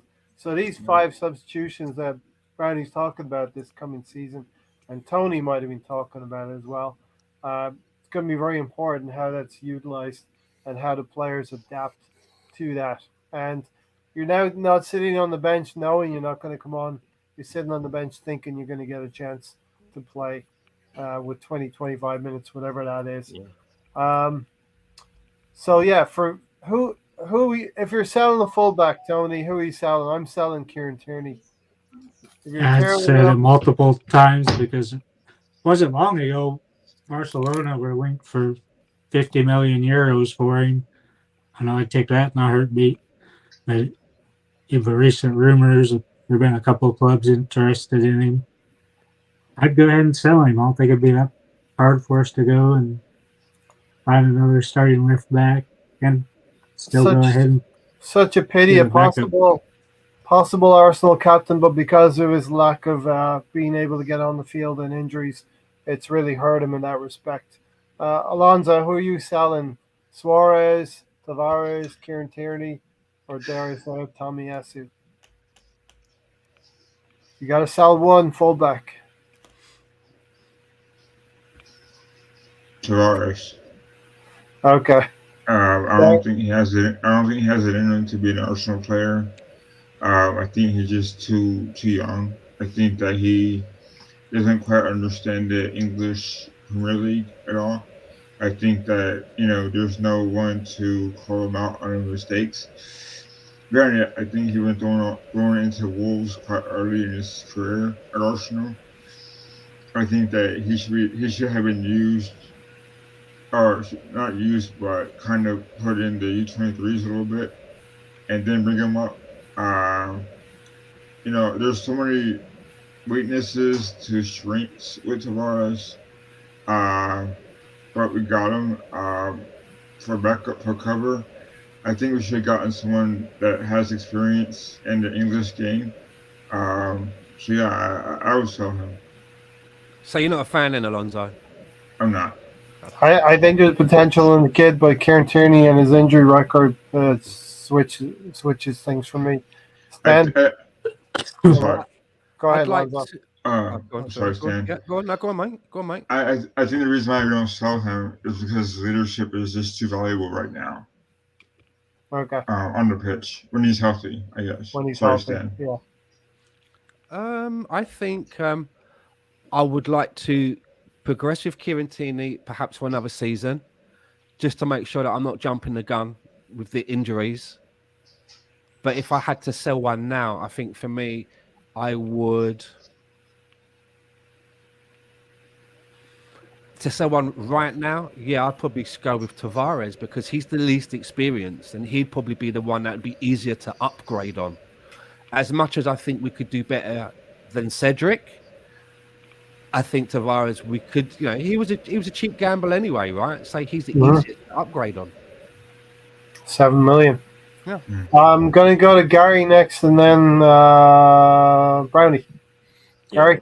We're talking about squad play. Fullbacks. Yeah. Which fullback are you going to get rid of? One's got to go, Gary. Yeah. For me, I've always said, no matter what we do, we need to improve on the players that we bring in. If we were to sell Tierney, are we going to be able to bring in somebody at that level when he's healthy?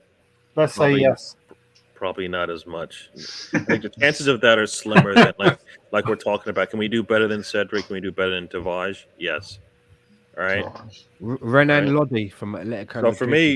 So for me, it seems like I think Tavares and Sambi weren't the right picks for us in general, based on what their role was supposed to be. Right. Mm-hmm.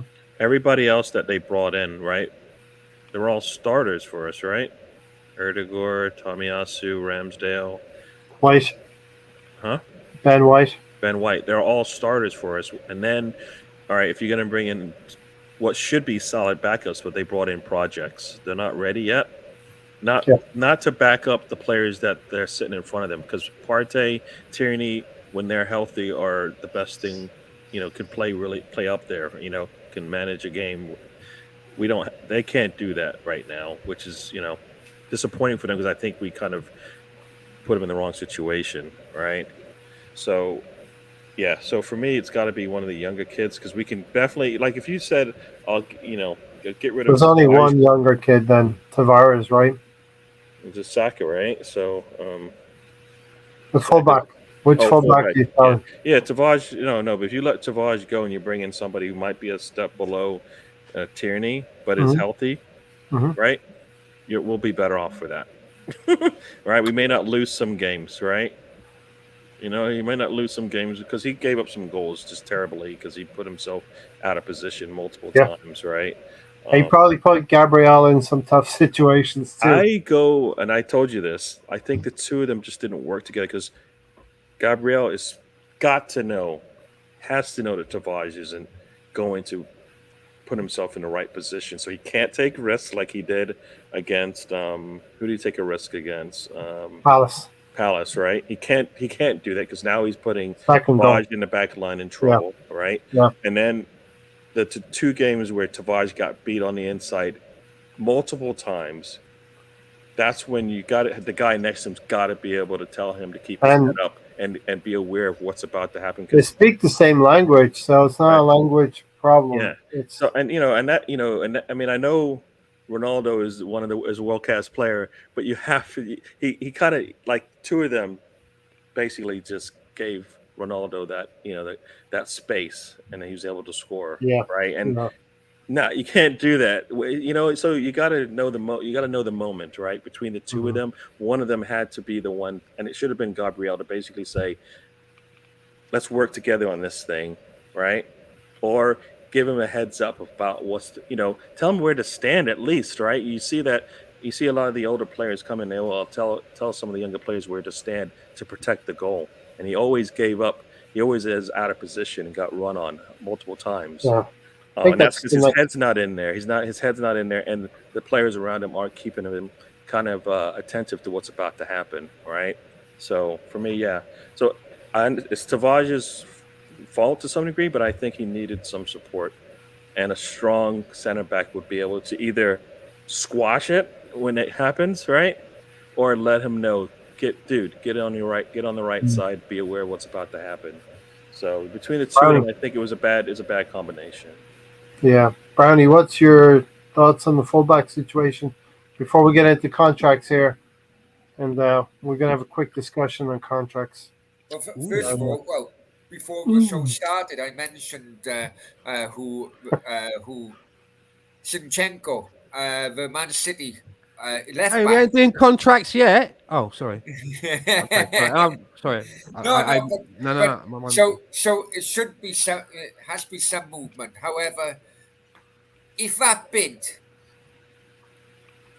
of 50 million for Tierney, I think, and Arsenal took that, you could use a bit of it to get a replacement, and the rest of it to strengthen other areas in the team. Cheeky. But can I just ask though, right? I mean, we're all talking about Kieran Tierney missing so many games and seeing the stats and blah, blah, blah. I don't think that Newcastle are going to go, let's go and buy that injured guy who's always fucking out and give him 50 million. You know what I mean? I just don't. Yeah, no, I get that. But I think there'll always be a club who thinks, we can do better with his injuries, or we can. We've got better ice packs than Arsenal. We can fix them. We can fix them. He's a little bit of an asset. Let's be honest. He's a little bit stronger of an asset. sellotape. But if you have an opportunity to cash in on him, I'd leave him go. Leave him go. It'd be interesting with this Zinchenko. Because we'd be doubling our money. If that happened, we bought him for 25, we sell him for 50. Exactly, that would be good business, but I just don't see who in their right mind, even fucking old little Lloyd Fauntleroy, Eddie Howe up at Newcastle, with all the money in the world to spend. I just don't see him going, let's take this guy that's not going to be able to play half the games. I didn't realise he was Newcastle until you mentioned. Yeah. Just mentioned it. And they bought a left back in what's his name? The ex-Tottenham player.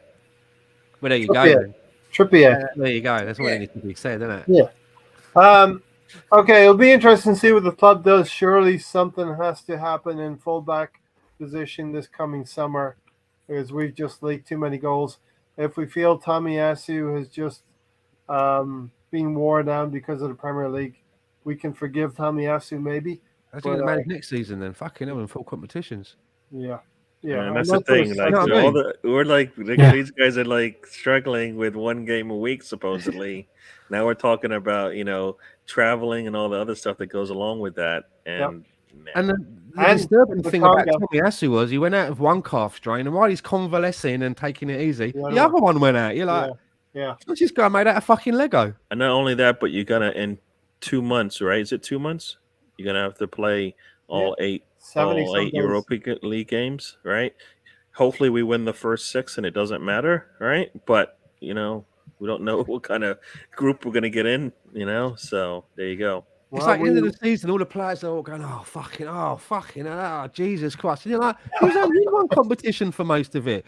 Next season, it's going to ramp up big time. Yeah, listen, Sambi will get to play. Tavares will get to play. These players will get to play in the Europa League. I think we're going to talk about contracts next, and maybe Tony, we'll talk about Saka first. He might be the easiest one to do. Surely it gets done pretty straightforward. Should be quick, right? He loves it. Can you look call Tony Shirley? I think that's a bit rude. I did call him Shirley twice. But I'm going back to unless that's how Tony identifies. I don't know. I like Sally better, Sam. All right, Sally. All right, Tony, you got the stage. Go. Starting off in October, we started hearing rumors Arsenal wanted to quadruple his salary from 40,000 to 160K, and we heard nothing until the last week of a season, where basically it says he needs to have a buyout clause in it, and that's all you heard of it. We should have heard more of it by then. We should have had him locked down, but instead we struggled. Yeah. Sally out. Sally out. Shirley out. Shirley out. Gary, is the release clause a bad thing? I mean, if it's set too high, it can be a bad thing, right? Harry Kane can't leave that team because of the release clause. So Saka may not be against the release clause for Arsenal because it's going to look after us if something happens. But he's also going to get his move if, a good enough team comes along. We don't want that to happen, but if that happens, then Arsenal is safeguarded. Well, it's a catch-22, right? You can get the release clause but at a lower price, or you pay him more, and you go through a situation where, you know what, you've broken him, and then you've got a player that, you can't play. So I kind of feel like that's just been created by the entire, and this is before Arteta even got here. It was finally going to get to this point, right? They got rid of all these players, but they didn't bring any in. So now the players that are here that are worth a lot more than they would be anywhere else in the world have a little bit more control once again, even though they don't have any, that much control, but yeah, you can. I'll stay here, but you're gonna have to give me some control as to what I do as well, and that's what you've created. That's what all this bad management over the last number of years has created a situation. So we shouldn't be surprised by it. I kind of feel like if you're his agent, you need to protect yourself here, all right? Because we don't know how this thing might work out, and the player does have to agree to leave, though, right? So even if there is a release clause, you still have to say, yes, I want to go. They're not going to, right? That's my understanding of how that works anyways, right? And if the team starts to grow and you see things that happen, you just have to renegotiate again to make sure that they don't leave. So, yeah, I think this is just the byproduct of where we stand right now. We can't predict the future, and these players want to have a little bit more control of what's going on. I don't know. I don't know. I hear some people saying he's selfish, thinking about himself, but that's right. That's what he's doing. That's what he's supposed to do. Doesn't the club wanting to put the release clause in there? It's the club that wants to do that, You right? think the club wants to put the release clause in there? I think so. Is that what I'm hearing? I thought it was the agent and the player that wanted it. So if the team wants it, then that doesn't show any ambition there. Then they don't have any. They don't have a. We're safeguarding an asset that he will if he goes. You put a release clause in there. That means that somebody can come in and just buy him, and if the player wants out, he's gone. Whereas if you don't put one in there, what happens? Nothing, right? Unless the player wants out and you want him out, right? It's the player that wants that. Then, I don't see how the team would want a release clause in there. Yeah. Right? Why would the team want a release clause in there to lose? To have any team that wants to come in and buy them, and also, what if that player is worth more? Harry Kane hasn't got his move, and he's got a release clause. Yeah, but he's probably worth the money that they. If City could have won. Put themselves in a better situation than they are today. Maybe they're going for the quadruple. If you have Harry Kane and the way you're playing, maybe you're the ones that when you take that lead against Real, maybe it's not like they missed so many opportunities in that game, right? To pull away. Yeah. It shouldn't have even been that close. So you put a Harry Kane in there, maybe you're up 4 goals. They're not coming back, right? Yeah. Right? So it's maybe worth it. They're spending the same amount of money on Haaland, right? Yes, he's going to be around a lot longer, but you might dominate for the next 2-3 years with Harry Kane there. Will it be worth it? I think it'd be worth it if you can get that out of him for the next 2-3 years. But how'd you do that? Huh? How Tony moved the tiles around. Oh, yeah. No, I kind of feel like I think the release clause Tony Copperfield. It's just a sign of where this team is right now, and we shouldn't be surprised by it. I just no. If the team was run better, you wouldn't see these types of things. All right. What's your thoughts on it, Stan? With Saka and the contract, needs to get done pretty quickly, and we're coming up on 2 years now till the end of his contract. Well, Arsenal have had a history of players getting into the last year of their contracts. We've had a history of it. I mean, if there's a trophy for the club that's like let the player rip up their contract and walk away, then we're going to win that. I mean, we've started this trend, man. I mean, how many players have just said, "Yeah, go on, let's just call it quits. Then see you later, bye. We don't want to recoup anything from you." I mean, no matter what you think of Lacazette, we paid over £50 million for that guy, and we're not getting anything back. We got nothing back on the investment. We paid 55 for Aubameyang. Got nothing back on that. That's about £100 million worth, and we've not got anything back on that. Yeah. You want to add Ozil into the mix? Do you know what I mean? That was what 40 it's million. Been very poor. 42 million. It's 62 because we paid $7 million to have him leave. There you go. So we have to learn by this. And somebody like Saka, you need to get that shit sewn up. And I always said to myself that when he signed his last contract, and let's face it, the contract that he signed before, it was an increase, but by today's standards, it was quite a meager, or what can I say? It wasn't an overblown contract. And I always said to myself, if he gets an opportunity, he likes the way, it's the next contract is the one that's going to matter, because then he will have shown his value, and he's done that now. Yeah.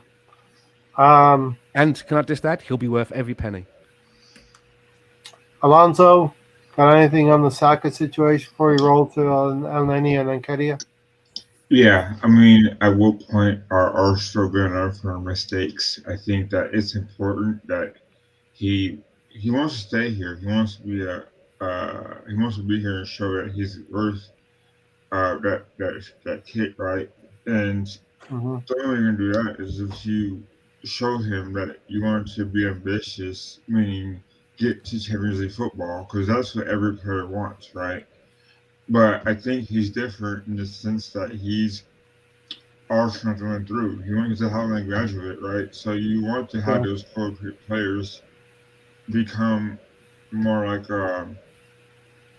like Ashley Cole would have been when he stayed, right? You want those players that graduated to stay Arsenal. And they as a company had that mindset that we can't lose them to our rivals anymore, because then we're Yeah. going to go back a couple more years into where we're at now. And so we need to hold on to our star players as long as we can, but also have an incentive to have European football or Champions League football. So it works both ways. Mm-hmm. Tony, got on Saka? We started off on you. No, but I just kind of said what the situation was. I didn't say my thoughts. Okay. I think the player holds all the cards. He has the power. That's why he wants a buyout clause in there. Because if we're not getting into Champions League next year, he's out the window. And then the negotiation really will be the amount the release clause could be for, Now, how much do you make it for? About 80 million? 80 at least, yeah. Bounty? 80 at least. I think Saka would be amenable to setting it at a certain level where a team would be tempted to come in, but also it would be a very, very high fee. Well, he produces more than Grealish. Yep. I mean, he plays more than him for the England team. So, I mean, all these players that are so much better than him, they all sat and watched him, right? Sancho watched him. Grealish watched him. I mean, I think if Foden wasn't injured, he probably would have played maybe the same amount. But most of these players that are all better than him, quotes in the air, are watching him play for England, right? So, Shout out to everyone watching us right now as well. Big Scanner, thanks. Can I ask you guys a question? Do you guys rate Grealish on the England team? Not really. Yeah, I do. I do. So Regarding the Saka contract, I've only now started looking it up, really. Unfortunately, I don't know if you guys would agree with me, but there's a transition taking place, in my opinion, regarding contracts. And it's more going into the hands of player power, Yep. which I think is bad for football. There's a lot of free agents in Europe right now. Yeah, you're starting to get the mindset now of players deliberately running down their contracts. Yep. For the better deal. So the transfer fee doesn't go to the club; it goes to the player's pocket. That's basically what it's doing now. I've just quickly looked up that Saka's contract is running out 2024 as it stands. Yep. Now, in my opinion, and what it's worth, it would, at this moment in time, the way players are, I'm sure his agent is saying, no, look, just run, just plod along with this year, don't sign nothing, plod along with this year, get next season over with, then you are in total control, because you have 1 year left on your contract. And so you holding all the cards. Yeah, I just don't think Saka will be that cold-hearted yet at this point in time. But his agent could well be. Right? Yeah, his agent could well be. And Arsenal set a precedence already. I mean, they keep doing the same thing. Like, I forgot, was it Tony or Alonso? They keep doing the same thing over and over again with these contracts, and players are just going to look at this and go, why would I not want to take advantage of a situation when the team keeps doing this to everybody else, right?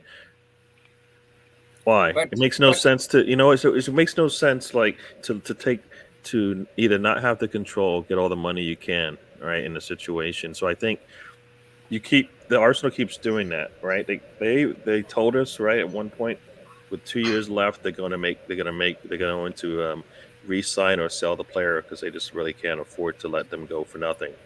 Mm-hmm. This is the time for negotiation right now. The contract should be such that, guess what, we don't even need to put a release clause in there because you're happy with the monies you're getting. But also, it sounds like you got to be happy with the way the team's going, right? I don't think it's necessarily all about the money. and also it's about what you see, what's going on around you. Is the team actually is the team ambitious enough to actually get me to where I want to be? Like I'm playing at a level. I need everybody else around me to play. Like in Saka's case, everybody around him should be playing at a higher level than him because he's 19 going into the season. You know what I mean? Like there's not too many. He's 19 and he's not a 19 like some of the best players that have ever come out at 19, right? Mm-hmm. And he's the best player for Arsenal in some people's eyes. Yep. So why not?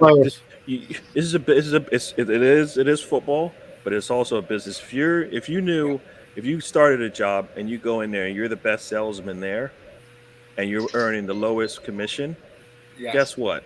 When we can negotiate, there's no way you're going to cut me, right? You're not going to shorthand me. You're going to give me what those other top salespeople are doing. Because guess what? I'm doing the same thing, if not more than them. So pay me. Right? No, I get that. But surely, we all know there's interest from Liverpool, and it has been interest from Liverpool for a long time, even before the European Championships. Right now, his agent would be already talking to Liverpool. What can you offer? Because the agent, the club goes to the agent first before the selling club, right? To see if there's any interest there. Now, with Salah and Mane's contract running out in 12 months' time, right? Is that the path in which we're looking at for Saka? Then okay, well, one, if not two of these guys are going to be leaving us. We need replacements. By that time, we'll have 1 year on your contract. Well, think about it. You're saying this from a Liverpool side, right? Like they're looking at their players getting older, whether they're going to keep them or let them go, or and who they're going to pick up. Well, Arsenal's got to be looking at it the same way, right? I've got players that are worth a lot more to us than anybody else out there. I need to somehow keep them, and I can't keep them if I keep giving them dross around them. Because guess what? It's not helping me. You're not helping them out at all. With greatest respect to Saka, Salah and Mane on a different level. Exactly. They just seen Mbappe's fucking contract be extraordinary, and Salah is like that. He's just saying, look, they are going to be demanding levels now of contract levels in which Liverpool cannot match. Let's get to the other two folks as well. That's Saka. We'll see what happens. We'll have plenty of time to talk about him. Stan, Mohamed Elneny. This is a very easy. This was very easy, straightforward. Some people will say lazy because it was easy, but I believe. Is it for 2 years or 1 year and a team option? It's 1 year with an option of another year, right? As I understand it. Yeah, I think it's the right type of profile of experienced player who's going to add to us going into 4 competitions next season. Very happy. Even when he was away on loan before he came back to us, I remember being on the Claude and the Bansters show with Claude and Terry and Diesel, and we were talking about Arsenal. I was saying, you know what, I would bring Elneny back from loan. And they were proper sledging me. And I was like, listen, he might not be the best that we have, but he's usable. And if he's only, I always say it, right? If he's only 70%, you get the full 70% every time. Yeah. And now look where we are. Look where we are. So for me, he's a perfect squad player. He's got the right personality for it. He stays in his lane. When we call upon him, he's there and he's ready and he's able. And he must have surely now put the myth to bed that he can't pass the ball forwards, because I've been watching him very closely this season and he has made a lot of forward passes. Again, how much did he cost us? 5. I would say again, when you asked me, looking at one of something about this season that struck out to me was when we had our problems in the midfield with Partey being injured, and then Xhaka having to miss games because of cards, was a way that we went straight to Sambi Lokonga and just skipped over Elneny like he wasn't even there. And I watched that and I thought, we're going back to that. You're going to go back to that. You will, and he did, and look what happened. And I feel I'm really pleased for Elneny because I think he's earned to have that extension, and it's not a mad one. I doubt he's had loads of money thrown at him, and it's an extra year, which we need because we're still going through a bit of a transition with an option. Happy days, and he's happy about it as well.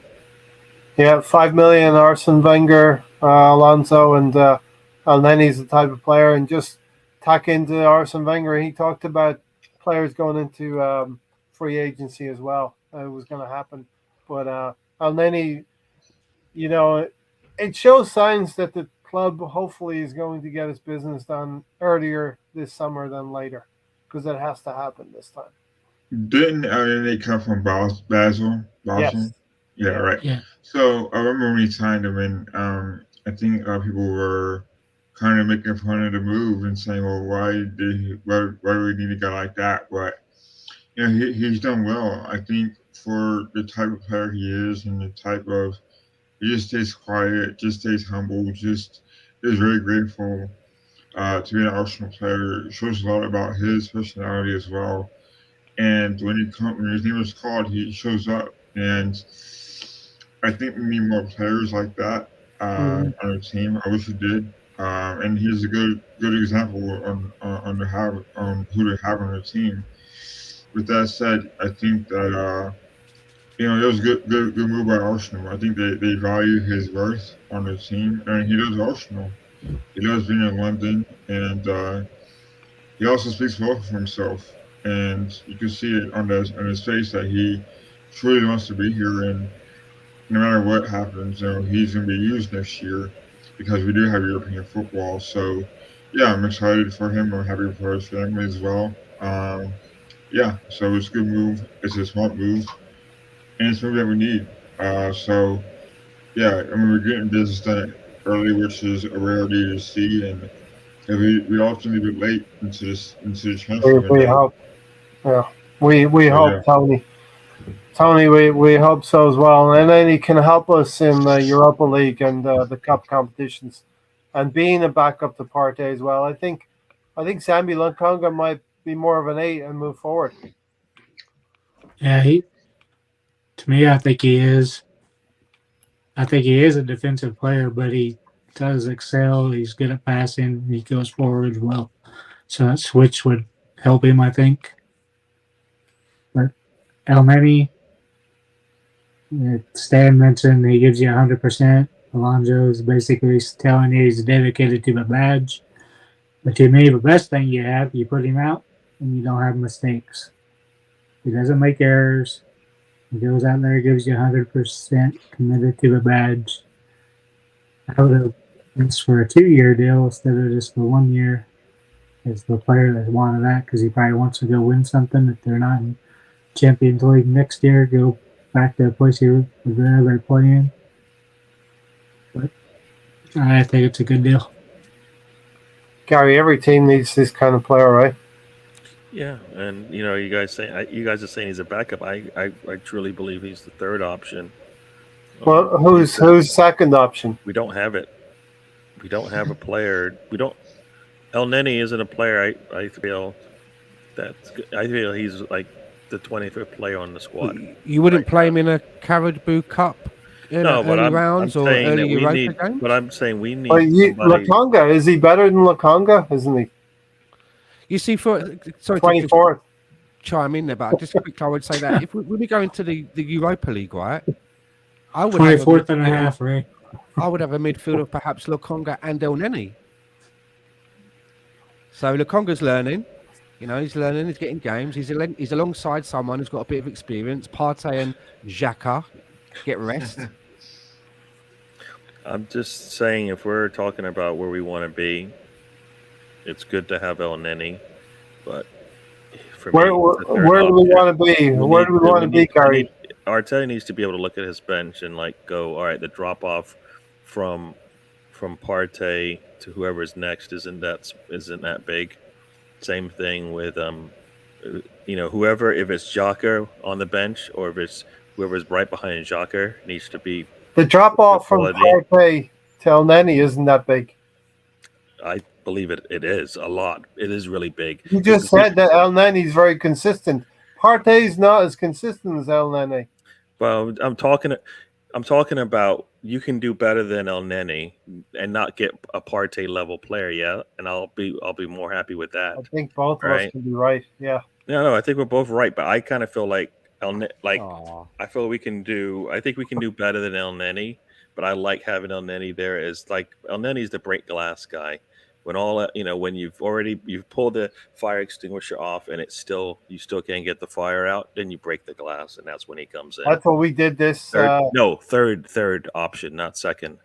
So you put Lukonga ahead of him then. Well, and that's Lukonga ahead of him. Exactly. But he's not. But I don't think Lukonga and Sambi. I've already went over this. They are not number twos on this team at their respected positions. They're not. They're not ready to take that role. Okay. So you're saying we've got a 1, and then it's 3 and 4. There's no 2. There's no 2. The third option off the bench for that position. So we don't have a second. We don't have like the first player coming off the bench when Partey goes out. We don't have that guy. Tierney, when he comes out, when he has to come off, we don't have the second guy right now. Tielemans could be that second guy, right? Tielemans could be starting, and somebody else would have to come off, right? Mm-hmm. There's our option as well, right? Yeah. Tielemans can come on and start for us. Somebody would have to sit, right? Who are you gonna sit? Granite. Exactly. So so that's why I'm saying we're missing that second tier player that comes off the bench for us that can start for us, and we don't, and we're happy about it, right? Yeah. Like Elneny isn't. We don't want him having to play that much because eventually the sevens aren't there anymore, and it may be not that he drops to a 4, but it just gets worse and worse and worse. Yeah. We just can't have that. And look, if you think Elneny's not going to be where we're going, we're not going there for a couple of years. So Elneny's not going to be. But that's why you're going to have to bring somebody in, right? And that's why I'm saying maybe it's a stop. Maybe it's a stopgap number 2 this year. I don't want to do that, but maybe we have to do it because we can't fill all the spots. So that's why I keep saying we have a lot of holes to fill. Yeah. Right. We have a lot of players to bring in, and maybe we can't bring them all in right now. But that's where it stands with me. Like if we need to, like we did this year, bring him in, then we can. But we can't. Like eventually, we can't depend on him. Right. Holding came in, did a job for us. Eventually, we're all sitting there going, Holding can't do this anymore. No, he can't start the season for us, right? Like we need to look at our bench and go, you can start the season for us. Yes, I know that's a big ask, but we are a big enough club to be able to bring those types of players in, right? Mm-hmm. We've done a really bad job in bringing players in, and that's why we look at our bench now and go, there's nobody there, right? Right. Yeah, I mean, I kind of feel like if it wasn't about whatever the attitude Maitland-Niles had, he would be a legitimate. We would be fine with him if he had to start games for us, right? Same thing with Chambers. Like those are at least the talent-wise players that we wanted to bring in, but that's not where they wanted. That's not where the team wanted to go. So, but that's what they need. Can I just say I'm surprised that let's say the season begins next season. Let's say Ben White is injured and Gabriel's fit and other people are injured. We could start the season with Rob Holding. I don't think he's that fucking bad. Yeah, he pulled a ricket in that game, but I think that was down to the instructions that he had about keeping tight, and he overplayed it. But let's not let that cloud. So there have been some games, let's not cloud the memory of some games where he came in and Tony always goes, Arteta's got no plan B. Well, there was a while when Holding was part of a plan B in a game. Man management. I just thought that Holding can do a job for us. I just don't think he can do a long-term job for us. Right. Oh no, we don't want him as our number. We don't want him as part of our regular centre back starting. No. Second. No. So like right now, Saliba comes back. Saliba's you can find better back that comes off the bench, right?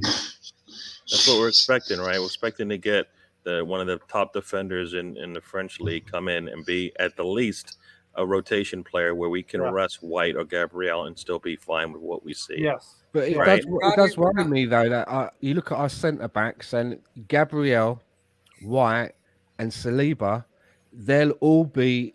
Rob Holding is the senior one. That's the one. You look at our centre backs; they're all looking at Rob Holding. He's the one that's showing them the ropes. That's where I think this has gone wrong. Yeah, I mean, we talked about it. The young players coming in, and they haven't had that leadership from David Luiz. Yeah. I think Holding's 24 for me. All right, we're talking about positions on the squad. Holding's like 24s. And Elneny's 25, right? We still got a lot of holes to fill. I'm confused. Regarding Elneny, Elneny's getting better and better by subtraction. Yeah, Brownie. We just don't have anything worse. He's not that. Regarding Elneny, I do think that he is a modern day Kevin Richardson, as I mentioned earlier on. He comes in, does a job, what we used to call a steady Eddie. Does a job, no fuss about it. And, Milner. But I do think that this kind of area is key during this transfer window for Arsenal. I'm very disappointed in Partey. I thought he would be doing far better than what he has done ever since he joined Arsenal. It was a big rep, wasn't it? Big rep when he came in. Big reputation. I've been watching him for Atleti. I thought he was going to really bloody move Arsenal on to the next level, and he hasn't. There's been glimpses, but The one thing I like about Elneny signing his contract when he did meant, you know what? That's like a plan. You know what? We know we need some depth on the squad. He doesn't want to go anywhere. Papers right here. Before didn't he sign it right after the game or something ridiculous like that? Yep. Right? Here's the paperwork. You can go on vacation. I'll see you when we need you, when we're going to Florida or whatever. It was still in his shorts. That's what happens when you have two. What happens when you have two parties who want to come to a contract and sign? It gets done. There's a player who I thought could partner up with Partey. Lads was getting up to sign his deal. Right, but what? No, but I really do think he's fallen out with David Moyes at West Ham, and over a new contract actually. And there's big rumours that he could be leaving in the summer. Who's that? That's Thomas Souček. Souček, okay. Yeah, I would take him. I would take him. What I will say about this is, he's a sound player. People thought Arsenal and Arteta wasn't as good as David Moyes. Well, what are you saying now? You know what I mean? Yeah. I think, for me, Burnley has some guys on there that I would take, because they would be the guys that at least would bring some fire to the squad, right? What I say? Is it what I said wrong? No, I'm fucking the racket. Oh, I don't know what that is. It's not me. But you know what? I look at when we've played Burnley, and there's guys on there where I hate that guy, because he's gonna put one in on us. Alonso, right? Don't blank your camera and leave your mic on. Leave your camera on and mute the mic. That's he's closing his eyes while he's sneaking some candy. Maybe they won't see me. They can't see me, but they can fucking hear me. No, but you know what? Like I said, for me, those are those are some of those players that can fill spots for us, and we know they can because we've seen it. All right, because I hated Burnley playing. We have answers for them now, so it's not even fun. But those players have a mindset that you kind of want to bring to the squad as well. And maybe if they had the right mentality for Arteta, it would work. But so I think there's players out there like Souček. I would take him easy. Yeah, I honestly, I got man love for Souček. The problem has been with West Ham is that on his first season, which was not this season, going to the last season now, he was very good. Yeah, he was scoring the goals, but it was Declan Rice doing a defensive midfielder job.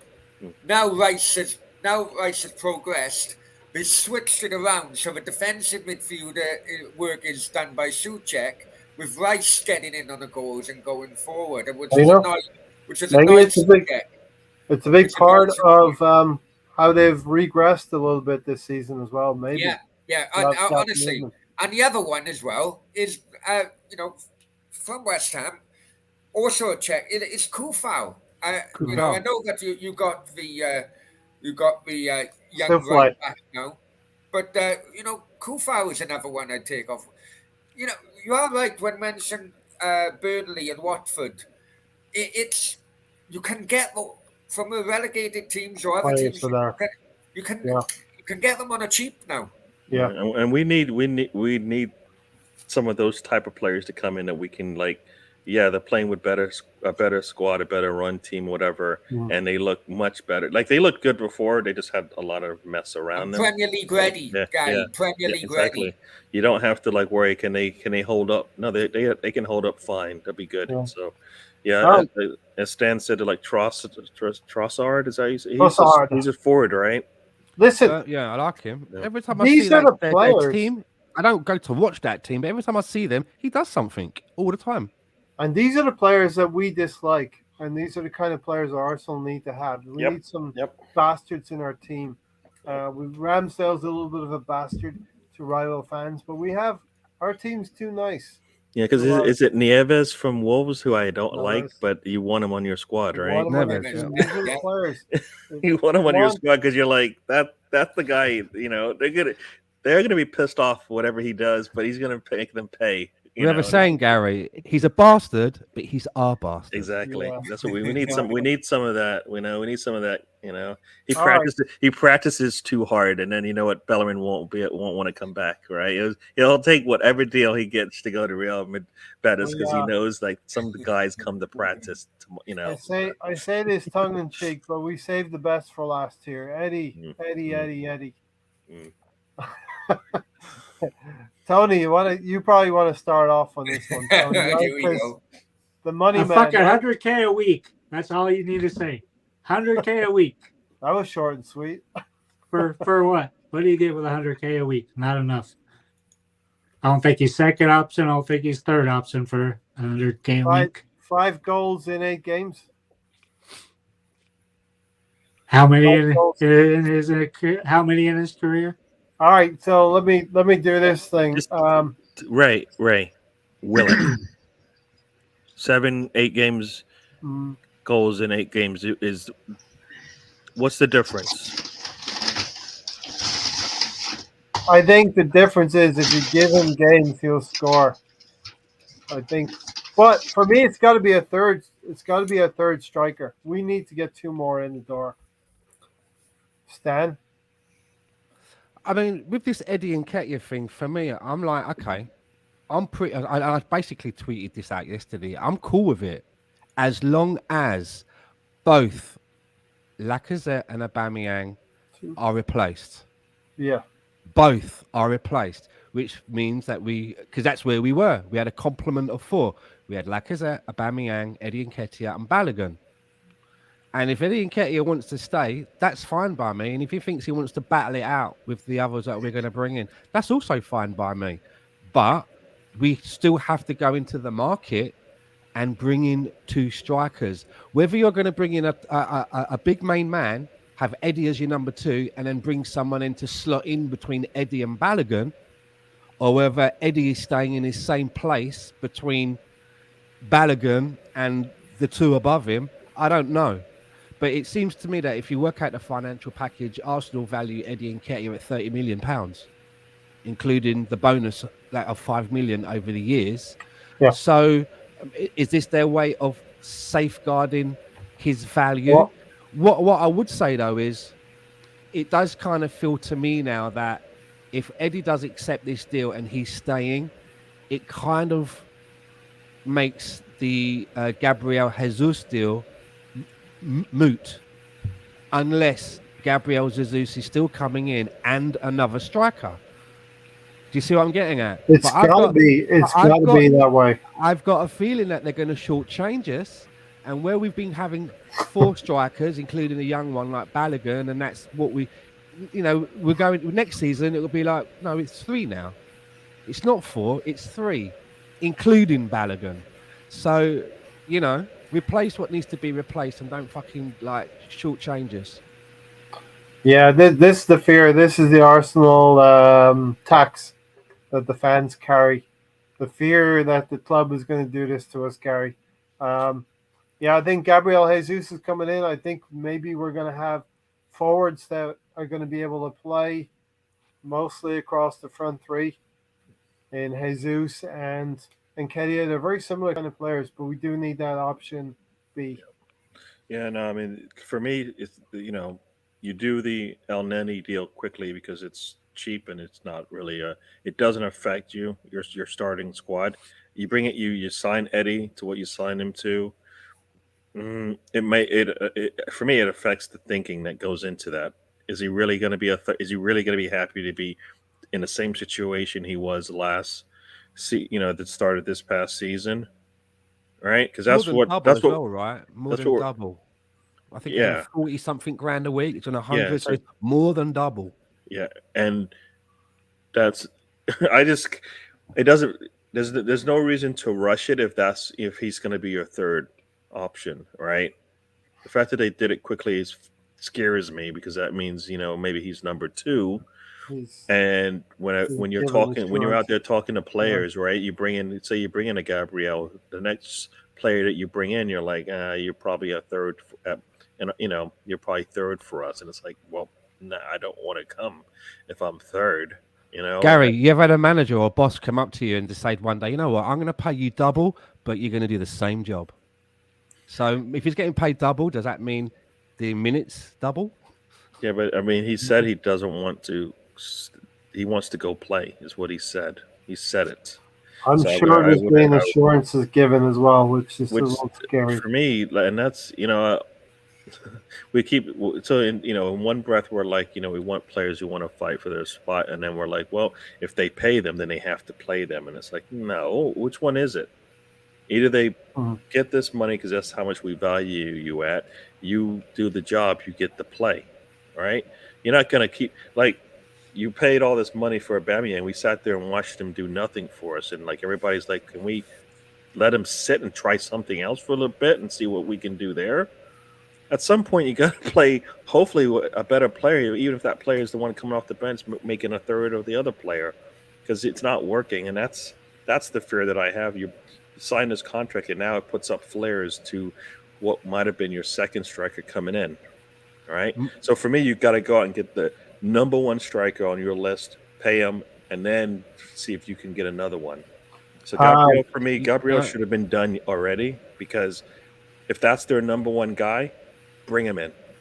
If that's the number one guy, bring him in, and we'll try to figure out how to get another one in there, right? It does seem like the other one needs to be a famous plan B. My fear is... What's those? What's a plan B? My fear is though that, we've done... If Eddie accepts and he gets this big increase, and we go into the next season and he's given a run of games and his form hasn't improved and is similar to what I've seen in the past, then we price this guy out of the market to try and move him on. Because now you've got teams looking at him thinking, I ain't paying this guy 100 grand a week. He's having a laugh. I mean, he's not going to come to me and take a less wage. So that's what scares me, is that he doesn't live up to the value and we price him out of the market, similar to what we did with players like Denilson in the past. Can't move him on. Stuck around for ages, stinking up the place. Or he becomes like the Jesus should be done as soon as the window opens. He becomes the number two. The Jesus right now money gets bundled in for someone like Victor Osimhen. We go big. We bring in someone for 90 million, which I'll be scared of, and then the backup is Eddie instead of bringing in Gabriel and someone else. You know what I mean? I think what Eddie, Brownie, the thing what Eddie said, he did a podcast. He said, "Give me games, I'll score goals for you. 5 goals in 8 games." He's backed up. I'll be honest with you. I've never rated him, but in all fairness to him, he's grabbed his opportunity with both hands during the last few weeks of the season. 2 months, you can only respect that. I've seen him at championship level with Leeds, and he was so bad Leeds sent him back early in the loan. That's how bad he was. Yeah. Mr. Tom loved him, but Mr. Tom does speak highly of him. I can see two sides of his story, right? West Ham were heavily linked with Eddie Nketiah. And that interest may have pushed Arsenal into offering a kind of contract in which Nketiah is after.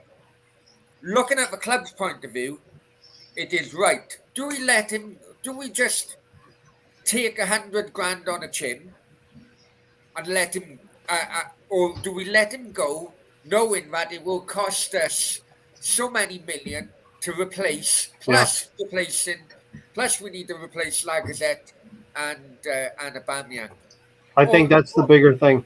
Or is Eddie thinking, or have they bloody, maybe it's a dark side of me, right?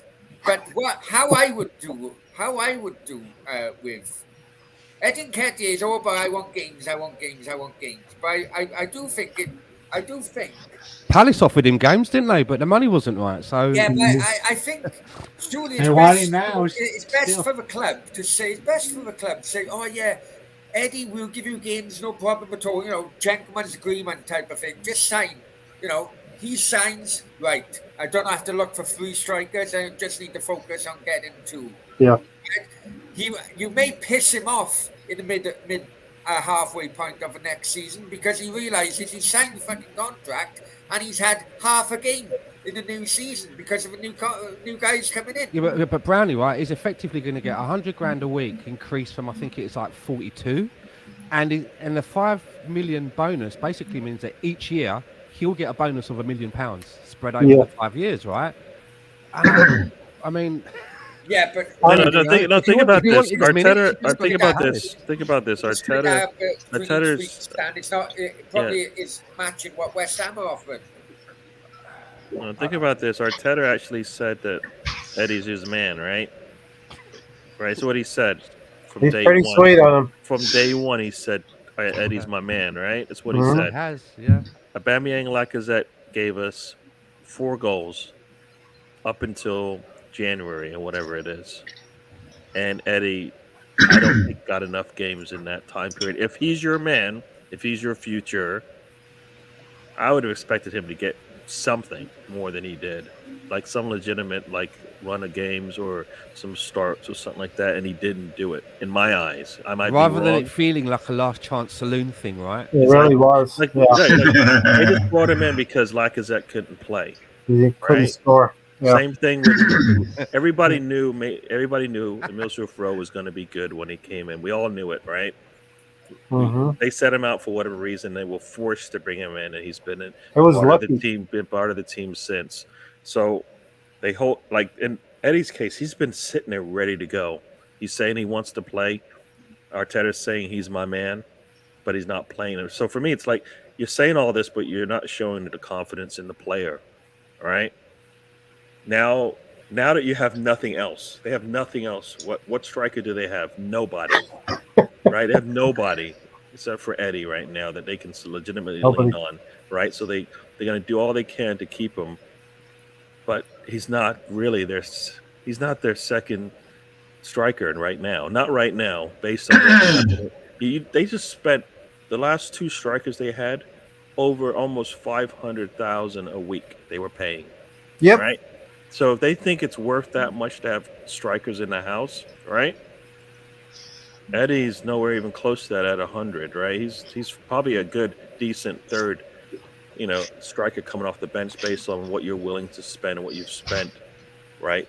They re-signed Lacazette for that much, so they Lacazette was on 200, right? And that's under Arteta, so they have shown that that's what they were willing to do at the time. Maybe they've changed their ways now, but for me, it's like.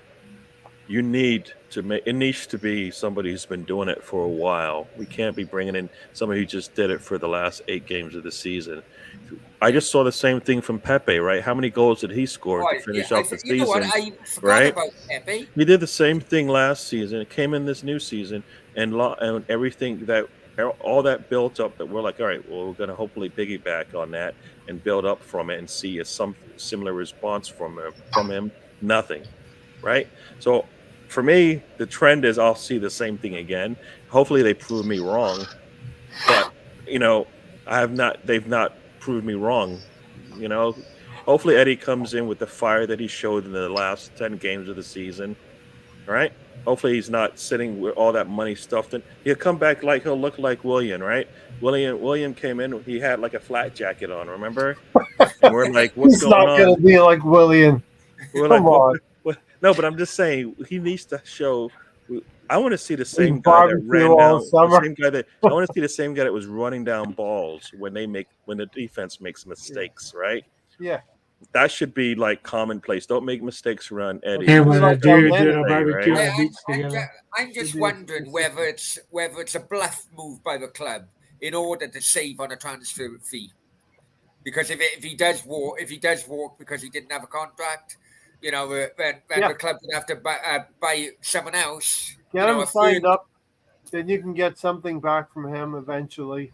As Stan said, it's $5 million a year for 5 years approximately, but it's really only 3 years because that contract's going to get renegotiated with 2 years left to go. So the money down, the money that's going to be paid is probably pretty expedient to do that for the club, and we freed up a lot of wages. So yeah, we could spend a little bit on Eddie. He's our only striker. I completely forgot about Pepe. That guy's so one-footed. Tony's better than him. Forgotten the one that Tony's better than him with the other foot, man. That foot right there is better than Pepe. But, yeah, it's going to be difficult. That leg is better than bloody Pepe. Next season will be difficult for Arteta because you're going to be juggling egos, you're going to be juggling strikers, and you're going to be. We won't be juggling. Right. If you were criticizing Arteta this season, Tony, you're sharpening your knives for next season. Don't worry. Oh yeah. You get plenty of opportunity out there. Can I just bring one thing up? It'd be interesting. To know your views on it, right? And people in the chat, if there's anyone else there. Basically, I watched the Ben Foster podcast. Quite a while back now, and what it's all about Arsenal players, and Ben Foster is of the opinion, right, of because of social media. He was interviewing Mark Goldbridge, and because social media and a reactionary effects of Arsenal social media, Ben Foster's of the opinion that the non-English players within the Arsenal team get more of a rough ride than the English players. And I was just wondering, as Arsenal fans, from the refs, do you agree with what he says or not? From the referees?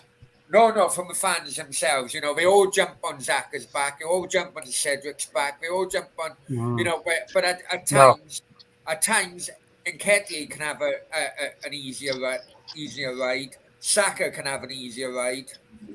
I'm just wondering if. For me, I think it's equal. If you're not performing. I mean, we've been complaining about Saka not performing, right? And we kind of understand the reason behind it, but we're like, the man needs to go to the bench for a little bit because he's not showing it. He didn't show it today. Multiple times we've said that, and so I think we give everybody equal. If they're playing well, we're going to give it to them. It's performance.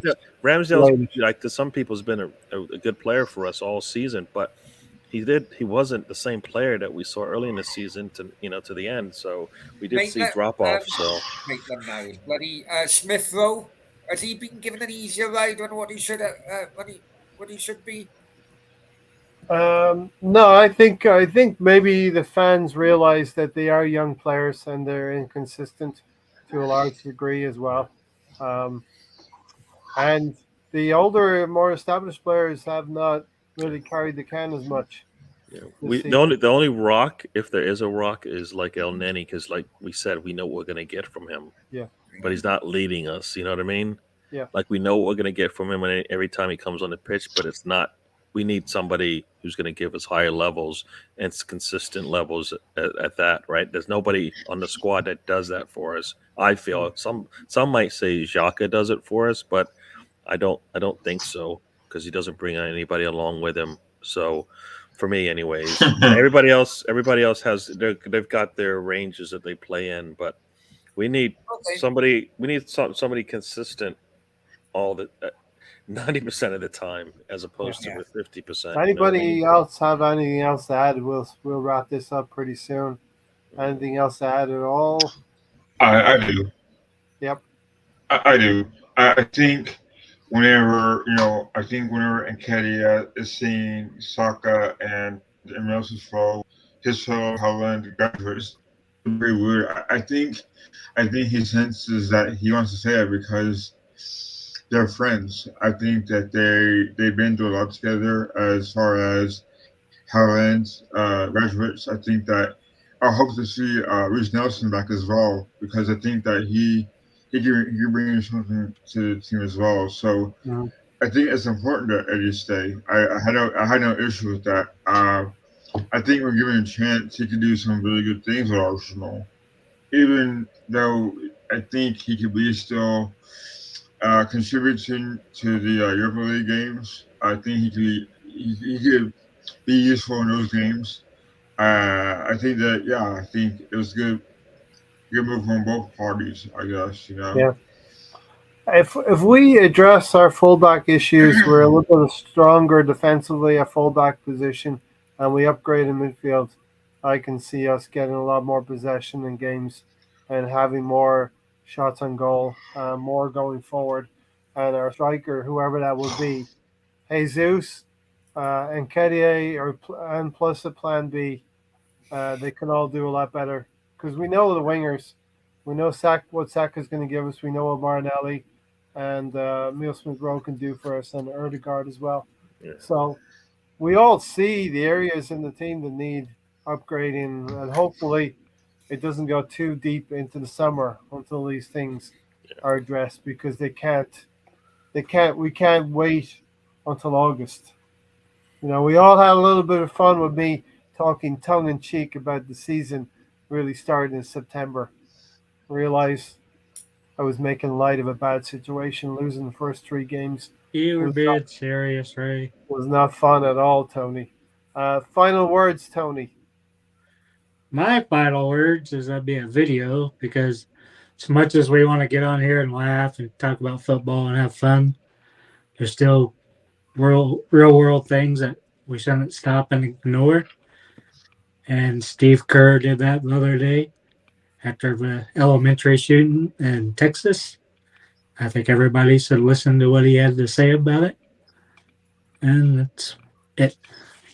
The only thing I would say about that, of course, is a horrible tragedy, which happens all too often. And if you want to make change in the world, you can do that. You can go out and make change. But it's got to be one person at a time making that change. And everybody's got a choice when it comes to who makes their laws for them and all that stuff. That's all I'm going to say about that. Alonso? Yeah, you see, you see a son, Nketiah and Nene, and you see them where they want to stay. And it's important that we no longer, use the last year of their contract to sign them, or in the past they would leave and we get nothing in return. But I think, I remember it was used a lot with Wenger State that they're servants now, or they're not servants, but they want to be here for a reason. And I think they believe in Arteta, they believe in the Arsenal way, they want to get back to winning. And I think that they see the league as more of a game time for them. And I think that kudos to both of them. I think they see their value on the team. And I think that I'm excited for them. I'm excited for the future of Elneny and Nketiah being in Arsenal again. I'm looking forward to it.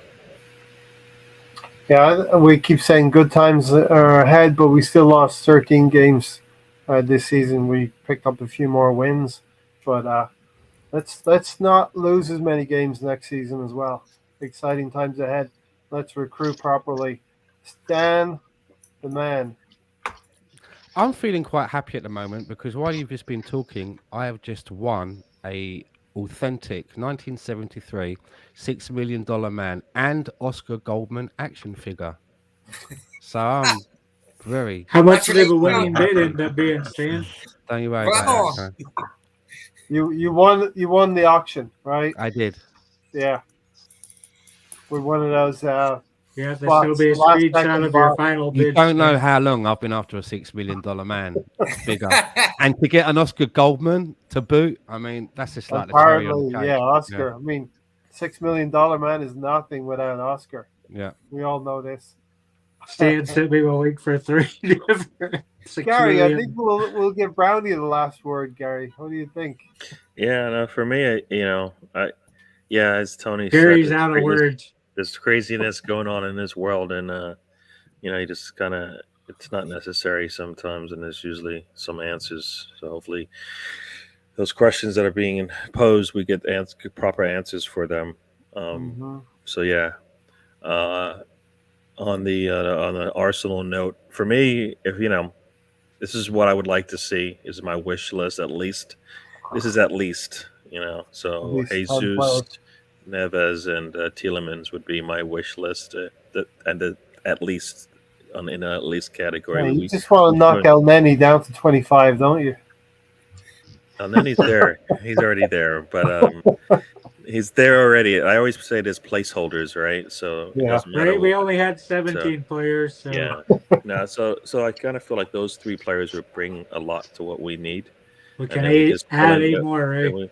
Then we fill in the gaps of what we can, either via we go out and get them, or we have them on the squad. Gary or really hates him putting him at 25 when he can put him at 18.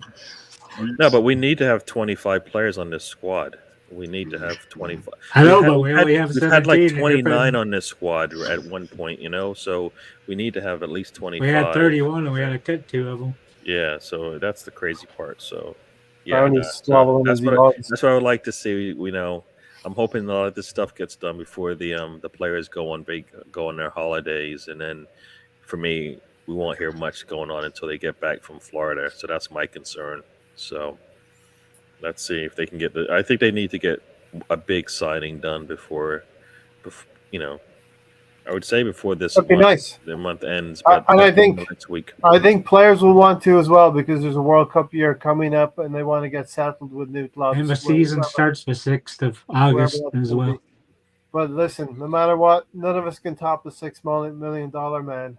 Yeah, I don't even know. I don't know what that means in terms of is that like a big deal?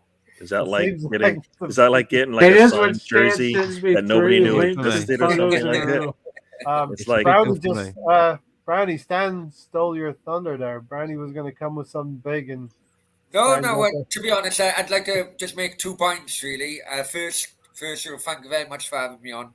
I received bad news yesterday with my family, and the reason which I messaged you, Ray, was because I was struggling to sleep, and it's always good to talk no matter what. So from my heart, thank you very much for having me on. Yeah, no problem. Thank you for giving me company for the last 3 hours or so, whatever it was. But also on a football note, close to, yeah.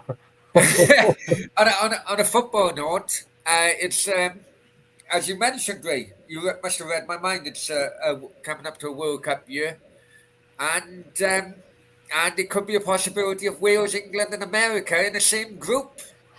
So I just want you guys to just prepare yourself to having Wales top the group after the 3 games.